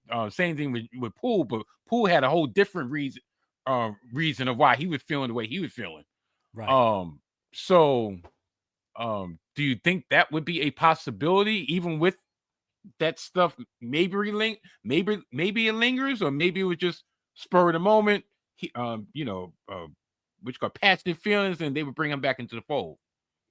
I could see that only in this situation because the interesting thing about that is that while the Minnesota Timberwolves have a former Warrior, the Warriors have a former Minnesota Timberwolf and Kyle Anderson. Now, Mm. if we're just playing off feelings, you could essentially say, "Hey, you want to go back to Minnesota? You want to go back to Golden State? We can have a quick business meeting right there, and then all is cool." But to your point, if Dante is not willing to, now it'd be if he were to step into that situation and be like, "All right, but like, can I get more touches?" Now you messing up the flow because the Warriors in some ways you could say are overperforming this year. So for you to come in and think that, okay, but hopefully things can be different, like, nah, bro, because we winning now. And you got traded. This wasn't like a free agency offseason thing. You got traded here. So you would, by default, you would have to fall in line. And so I think, to your point, I think again, if all that is true, I wouldn't want to see him in Golden State, despite him being a pretty seamless fit because he knows the system. If his pride is going to get in the way, and if this becomes a storyline for him in his career, that might even, again, you play for everybody when you're in the NBA, right? Like, a lot of other teams are going to see, like, okay, he's nice, but we might like our guard situation over here. Is if he's going to feel some kind of way, then we don't want him. If he's going to bring some pride to our situation, well, we don't want him. So, I don't necessarily think that was a spur of the moment type thing because I would like to think it was, but I just think that, again, if he really wanted it to work out, he would have stayed. But it didn't work out that way. So we'll see. No, nah, that's a great point. I concur with a lot of that, but it's just like, darn, it's. I mean, I came across it and kind of makes sense. Need, Yeah, you disgruntled, but then at the same time, I don't think Minnesota, especially in their current place in the conference, would want to bolster somebody who's already at the top of the conference for that one piece that they might need. ah, exactly. That's a great point. Because Yeah, Minnesota, um, to me, unfortunately, they're going to rue the day of underestimating Karl Anthony-Towns' impact. me Like, too. Me too. um, him and Randall is not a swap, but I swear I think I read somewhere or heard somewhere that there was a lot of things financially that had something to do with that also, because they wanted to get from underneath that contract that Karl Anthony-Towns had just signed. And give it to So, Nas Reed. yeah, which I understand keeping them, but production is production, and all because 25 and 10 can look two different ways. Ooh, 25 and spit that 10 from science, Mike. Cat is way different than 25, 10 and 5 from Julius Randle. Spit that science, Mike. And in a lot of ways, your main asset right now is Ant-Man. And you having Julius Randle on the team, um, not monopolizing touches, but still every time that he's quote unquote running the offense, is opportunities taken away from Ant-Man. I and, think and his granted, they've looked good, but again, I'm totally with you, Mike, because come playoff time, I don't want to hear any Minnesota fans complaining because we tried to tell you Julius Randle is an all-star talent. yes, But if those double teams continue to be his biggest nightmare when y'all need him the most, you gonna see just how in pain the Knicks fans were all these years. going left, going left, going left, going left, spin, fumble ball, Or the fast break the other way. the misdirection thing where he like look one way, but then he'll just hit the corner shooter, and it's like there's not enough time on a shot clock like to be doing that. Like, bro, you could have bully ball was your thing day one, and when you need it the most, you don't do it. The playoffs are for bully ball. Like, brother, what are we doing? Mike, you got me in that mode, man. Some players like it could be a little frustrating to watch. Like I said, it's all love with Julius Randle, but he will go another level if he can realize like how to manage his game come playoff time.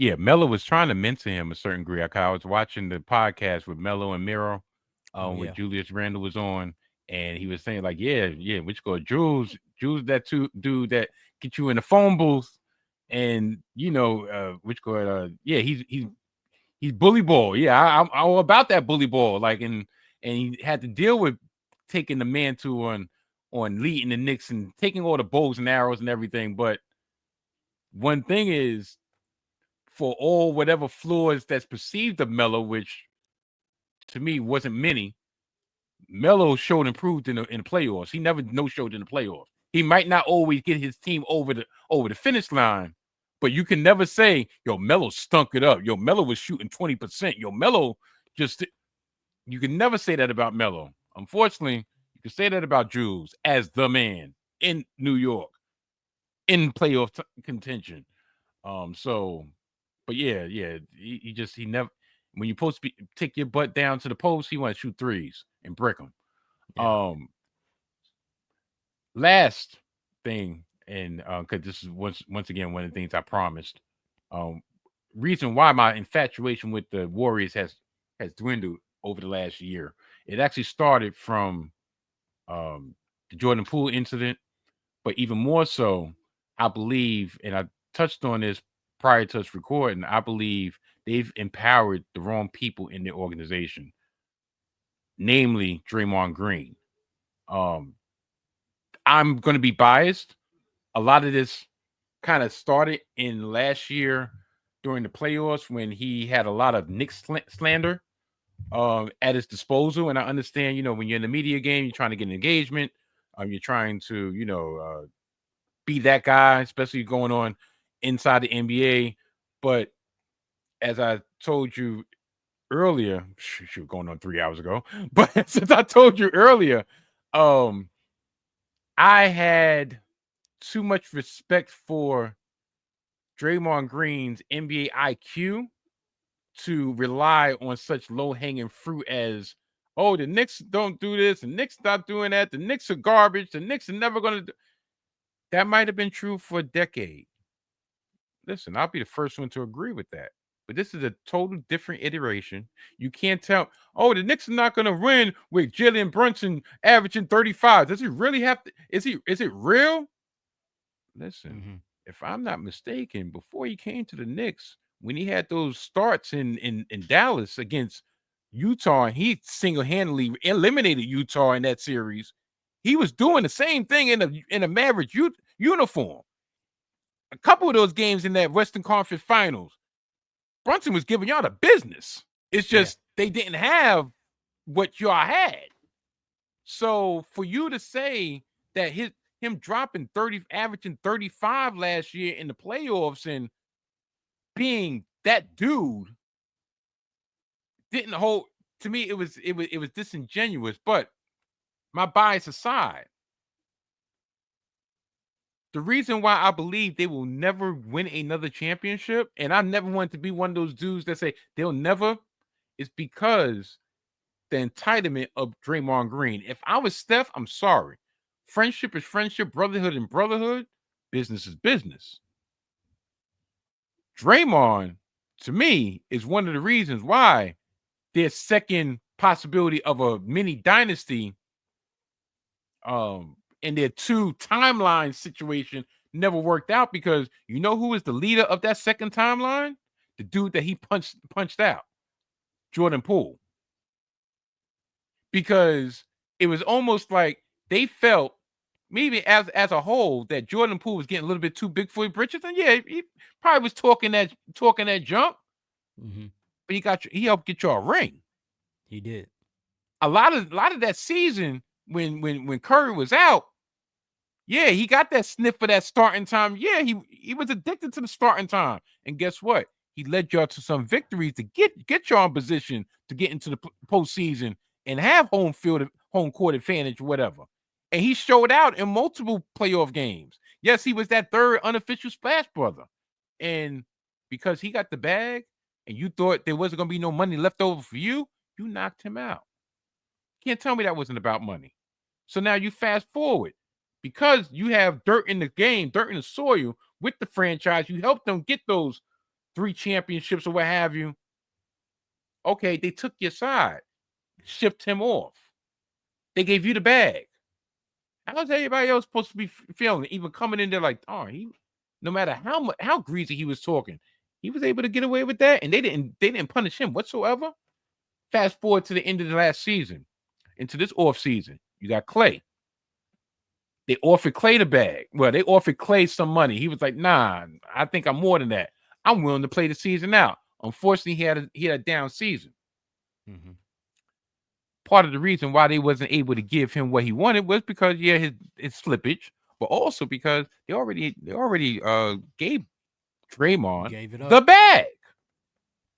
So if they didn't want to go over the tax threshold, guess what? Now it's based on how much they're willing to give Clay. And Clay was like, yo, I'm not saying there's any type of infighting, but Clay has all right to be like, yo, technically, I was here before Draymond. I'm Straight half up. of this franchise. Me and Steph. Yes, we know Steph is the thing that makes this engine go, but the reason why our split action was so deadly is because which poison you gonna pick? You gonna pick Clay on one side, or you gonna pick Steph on the other? You can't double team them both. Now, okay, you got Buddy Hield. Okay, doing great, and there's no shade to him, but you don't think that played a part in Clay? Like, you know what? Nah, like I'm not taking undervalue. Oh, they actually appreciate what I might be able to give to them. I'm going over here. I never thought I'd see Clay in another uniform. I thought Clay be like, you know what? I'll take a little bit less, but the fact he Same. felt disrespected. Yeah. 100%. And the reason why that disrespect happened, you can actually trace back to Draymond's actions. So that and the fan base, I'm not gonna lie, the fan base is insufferable. Now I see kind of what everybody else was saying about the Warriors fan base, and I know I'm guilty of that because I went their whole championship run. I was doing episode Warriors. Yeah, I was all You on. were. You know, I even get the side eye from people I grew up with. It's like, yo, Mike, I mean, yeah, we know Knicks, but what's this Warriors stuff? Like, you can't have 2 teams. Listen. All right, fine, whatever. But I say all that. That's the reason why my infatuation, my fandom has calmed down a lot for the Warriors. You have any rebuttal for what I just spilled? Because we already talked about this surprise and everything, but about what my scenarios I just laid out. Yeah. So, I mean, I agree with you, Mike. You bring a great point about it. It's the moral ethic behind it. You know what I'm saying? It's deeper than that. Because you're a championship organization, people are going to be more intrigued to join your franchise.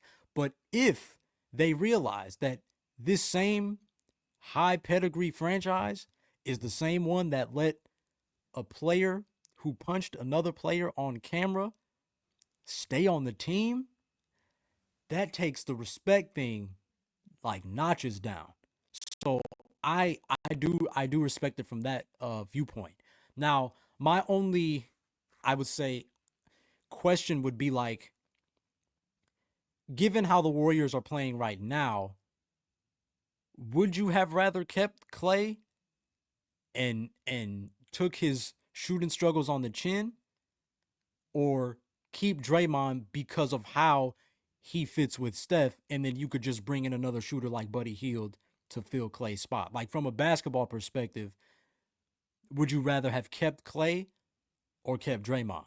Because I feel as though Clay was a bit more replaceable than Draymond, in the sense of, there are shooters everywhere. Somebody would love to go to Golden State and shoot 10 threes a game. As far as if like trying to picture the Warriors offense with Steph and Clay and not Draymond is interesting. Is there anybody in the league outside of LeBron James who could set them up the same way Draymond did, and they would find the same success? That's the part where I feel like also Golden State was like, all right, we got to think about that too. No, I agree with that. I agree with the fact that Clay would be more replaceable than Draymond. Because I won't say he was one note, but pretty much if his shot is off, his value is diminished. You're not depending on Draymond for just one thing. You're depending on him for running an offense. You're depending on him for his defense. You're depending on him to be the enforcer. You're depending on him to uh, bring the energy, so to speak, for the team. So it's multifaceted. So I get it. So basketball wise, yeah, I do agree with you that probably the way that they went was probably the most prudent way to try to maximize the last couple of years of prime Steph to try to squeeze out Exactly. one more chip. So I get it. Like I said, it's just like I guess because it's one of those things that it's one of those things that being the fact that I wasn't a deep in the woods, live and die, day to day fan from the very, very beginning. Me coming in, seeing the inside, seeing stuff, and then being able to have that ability to take a step back and then see That's a good everything point. else is why I can feel the way I feel. With my Knicks, it would probably be just like a lot of the Golden State Warrior fan. Because every year, even when we stunk, I still would watch them and be like, "Yo, Alexis Smed, yeah, he's doing like like oh yeah, like yo, which got Derek Fisher, yeah, I think he has room to grow." So so I could see. So I think my vantage point allowed me to see both point of views. So For sure. that also led into why I felt the way I felt. But no, but I do totally agree with with the scenario that you put place and yeah, yeah, Yeah, because that's so my thing, man. Like, if you saw the way Steph played when LeBron wasn't out there in the Olympics, that to me was darn near a precursor to what a Warriors team without Draymond would look like. I'm like, nobody knows how to set him up. One of arguably the best basketball player, you could say, in the game. Nobody knows how to set him up. And even when Kevin Durant, right? Kevin Durant had a handful of seasons with him. And even he had a little bit of a hard time getting other guys to understand, hey, this is how Steph likes to move off the ball. I need you here if I'm going to set him up for this three here. So to not have that, and again, like you said, for this kind of last hurrah, let's see what we can get out of the rest of this orange, right? I feel like it makes sense to keep Draymond. But again, to your original point, you know, you hate the way from a human level, you hate the way they did Clay. yeah, yeah, uh you know this is a little inside basketball, inside baseball, so to speak. Do you know who's Clay Thompson's number one hater? He's a member of the 19 Media Group. You want to take a wild gander? I don't know how do we have a lot of haters in 19 media group. I don't. No, actually, we don't. So it's very off brand. But um, the Mojo King hates Really, Clay Thompson to his core. really. Yes.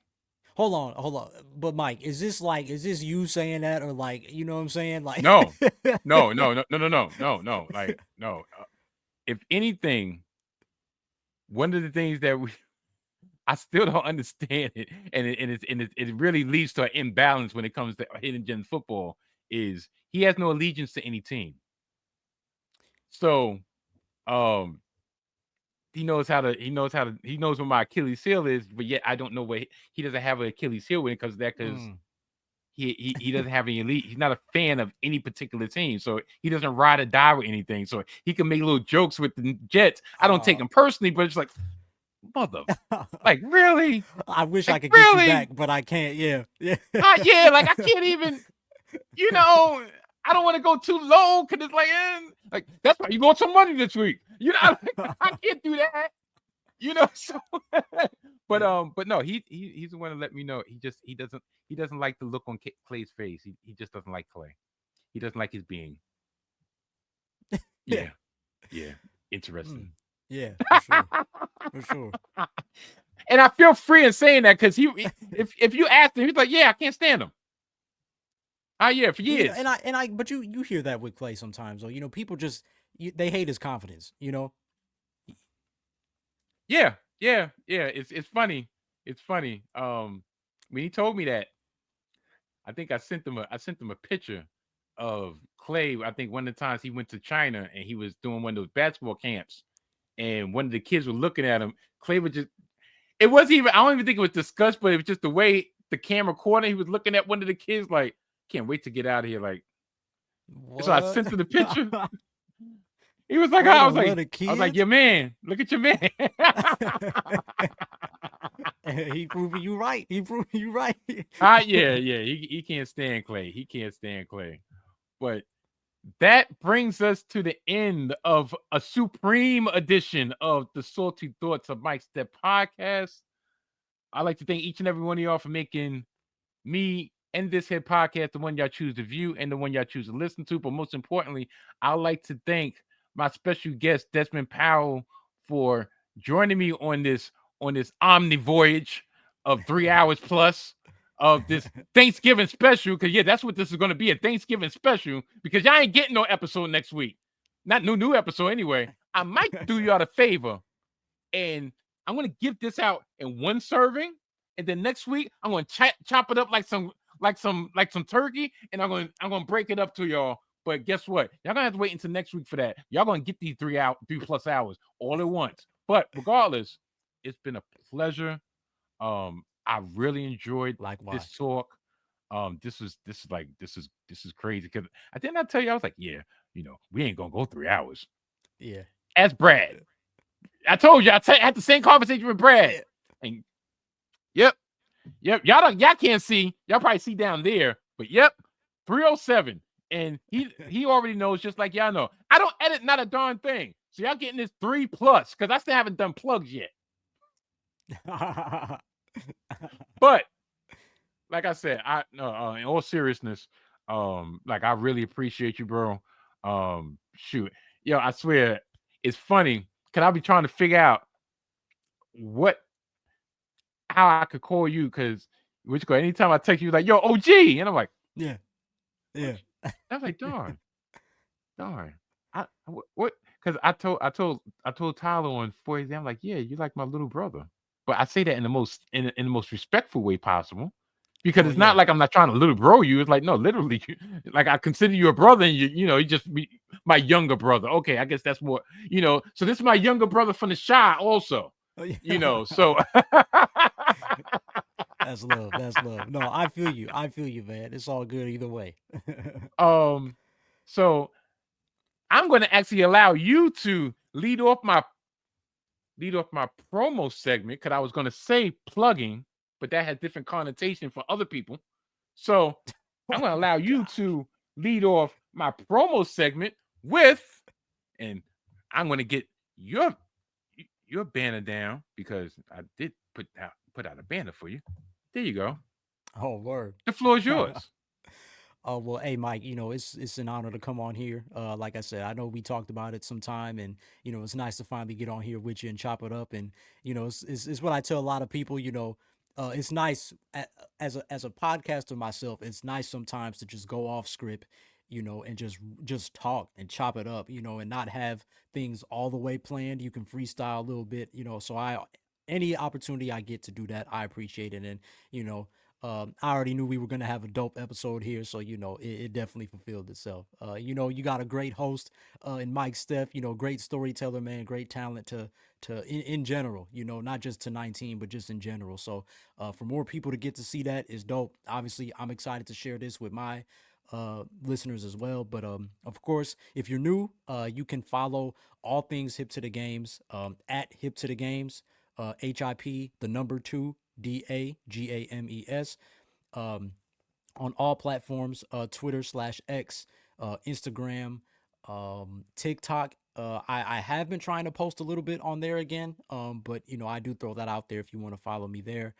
The personal account is at Desmond Powell underscore. Between any two, obviously I encourage you to follow both, but between any two, you can be tapped in with all things hip to the games. You know, really just trying to create that place for basketball and hip hop's past and present. You know, the brilliance of both to just shine through. It's a lot what Mike was saying earlier when we were talking about hip hop, like what he was saying about his rhymes is exactly why I created Hip to the Games. You know, to dive into the lyrics and the human, the lack of better term, humanness behind some of your favorite hip hop artists and those that are upcoming. And then of course, you know, Mike said it himself, like the light bulb goes off or my eyes light up when we start talking hoops. So, you know, it gives me a chance to do both at the same time and intertwine and all sorts of combinations. So if you want to follow those, you can definitely do that to stay tapped in and stay in the loop. Thank you. But please, please check out this brother. You'll be glad you did. Um, there's listen, I'm very supportive to the majority of people.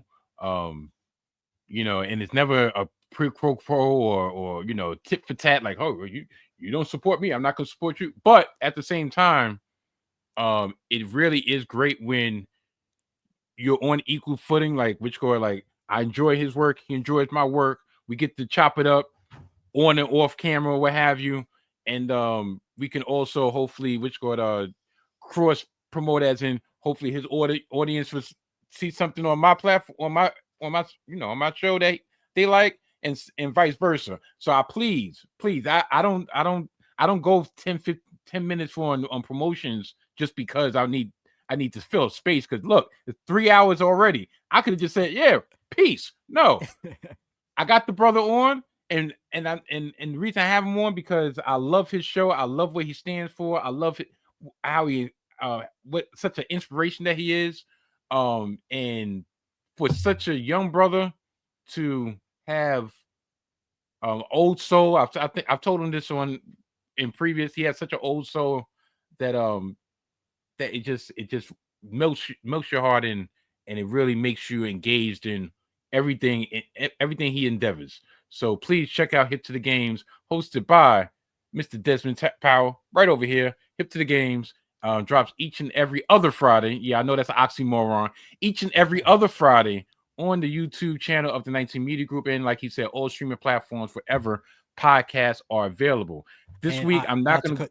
cut you Okay. off, Mike. Yes. I did forget to mention though. I did recently announce I do have my own YouTube channel, more dedicated towards short form content. So yes, again, you could tell it's new for me because I forgot to say it. So definitely, you can find Desmond Powell on YouTube. The handle would be Desmond Powell H2DG on Okay. YouTube. That's where you can find my personal channel. Again, this is a new thing for me. More short form content across basketball and hip hop. So be on the lookout for that within my bi-weekly schedule. You know, I'm kind of gonna want to start posting more there. So that's another thing. If you feel led to support.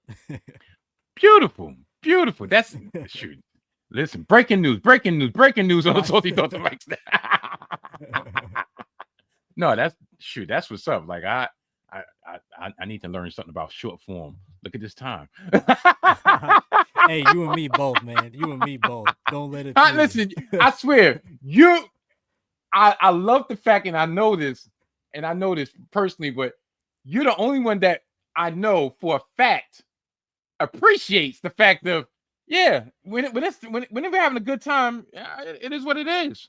Yeah, It is man. what it is. Like I said, you could chop up. I'm not the sample king. I can't chop nothing up. You know, shoot. The only thing I chop up is to put it put, make a little video and for promotion purposes. But as for actually, nah, I don't got time for that. I get it. I get it. But yeah, I'm not doing the videos this week. So I'm going to please check out 4AZ, hosted and created by Tyler McDowell Blinken. Drops each and every Wednesday on the YouTube channel of 4AZ and all streaming platforms wherever podcasts are available. Please check out 4azteach.org for more on this platform of Tyler's, this movement of Tyler's. Oh yeah, by the way, I happen to be a guest on his latest episode, in which he's tackling episodes 5 and 6 of Abbott Elementary. So please check out 4AZ on the YouTube channel of 4AZ, hosted and created by Tyler McDowell, and on all streaming platforms wherever podcasts are available. And since we're talking about Tyler, we're going to talk about Tyler and Brad Winchester. They form Gimmick Infringement, which drops each and every late Sunday night, early Monday morning on the 19 Media Group YouTube channel and on all streaming platforms wherever podcasts are available. Usually it's a race. Well, actually not even a race, because they drop, I say on the East Coast, they drop about 2 a.m. That means in Central, they drop at 1 a.m. And on the West Coast, they drop over midnight somewhat. So it's always a race of trying to figure out, am I going to be able to actually upload and get mine out in time for them? Probably not, especially not this one. But they're consistent every late Sunday night, early Monday morning. It's not just a wrestling podcast. It's a real life. They talk about The Bachelor. They talk about wrestling, of course. They talk about education. They talk about their daily happenings. The promo of the day, Rose for Tyler. They got segments out the wazoo. Please check out Gimmick Infringement, once again, hosted by Brad and Tyler on the 19 Media Group YouTube channel. I guess I got to leave the best for last, which, y'all thought I was going to talk about me. No. What kind of post would I be? This is my guilty pleasure. Let's see if you can catch it.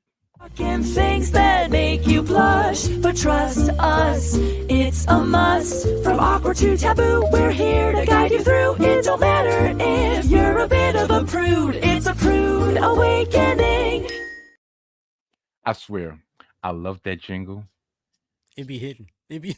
I don't know if you saw me backstage. I was like, even during the stream today, when they came, I was like, in my head. That's I know why you somebody did that. probably like, what is he doing? I'm like, I'm thinking in my head. I'm like, you know what? Matter of fact, I'm going to change my bio tag. I'm going to change my little nickname to not whatever I had. Number one Puerto Rican fan. But I also remixed it. We're talking things that make you blush. We're talking things that make you blush. We're talking things that make you blush, but trust us, it's a must. From awkward to taboo, we're here to guide you through. It don't matter if you're a bit of a prude, it's a prude awakening. You on this DJ Premier. I was waiting for it at the end. I was waiting for you to do it at the end, like a prude awakening. I swear. I was doing the screen grab, and when I did, I was like, you know what? Matter of fact, I'm going to add that to the promo segment, because I swear it's just that's my bop. That's what the young kids say, right? That's my bop. That's my, not the jam. That's my bop, right? Something like that. Something like that. I Look, swear I'm I in like the being group the and I old dude barely at know. the club. Huh? I said I'm in the group and I barely know. You know. But yeah, like I said, that brings us to the end. Like I said, it's been truly a pleasure. I wish you and yours a very happy Thanksgiving. Same I to you. wish Same everybody out here in the atmosphere and the YouTube situation, the podcast situation, whatever, a very happy Thanksgiving. Please be safe. Please count your blessings. Most importantly, I won't even say count your blessings, but realize that no matter how you personally feel your current space in life is, you're blessed to be there. Amen. Because once again, you could always look at this person, that person. Like I always say, the days and times of me getting Beijing to try to cover up my grades. No, I gotta embrace my grades. I'm blessed enough to make it to the age of 48. I have no qualms whatsoever. I have 4 children, 3 in the physical, one in spiritual essence, as Trial Called Quest. I'm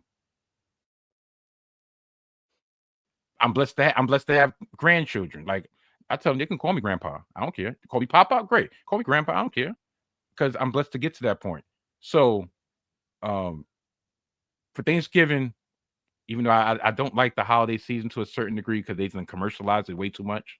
It's not about my favorite holiday, tell you the truth, quote unquote, is Thanksgiving, because that's the one thing that's pure. It's about just with family, friends and family, food, grub. It's not about how much you spend or what kind of present you got. It's just really about community. Yeah. So yeah, that's my spiel. For all that being said, you have any last words on Des? Oh man. Other than the fact that it was a pleasure, bro, I'm cool. I'm cool. Hey, nah, you know what? Okay. Subscribe, Salty Thoughts of Mike Steph. Oh, Hit the wow. like button, Salty Thoughts Yes, of Mike please. Steph. Comment, Salty Thoughts of Mike Steph, and then go back and follow the Salty Thoughts of Mike Steph. I appreciate you, brother. I appreciate you because guess what? Out of all the promos, I didn't even program myself. So perfect you was too timing. busy. You was too busy trying to get on the ones and twos for what I'm saying? Yeah. The great Come on. Carvin and Jess. So, like I said, on that note, happy Thanksgiving, and I'll see y'all in 2 weeks. Because if you think I'm getting and hanging up the laptop to talk about the Jets and the Seahawks next week, you're sadly mistaken. I ain't messing up my holidays talking about those Jets, which I just talked about. So, see y'all later. Goodbye. Peace out.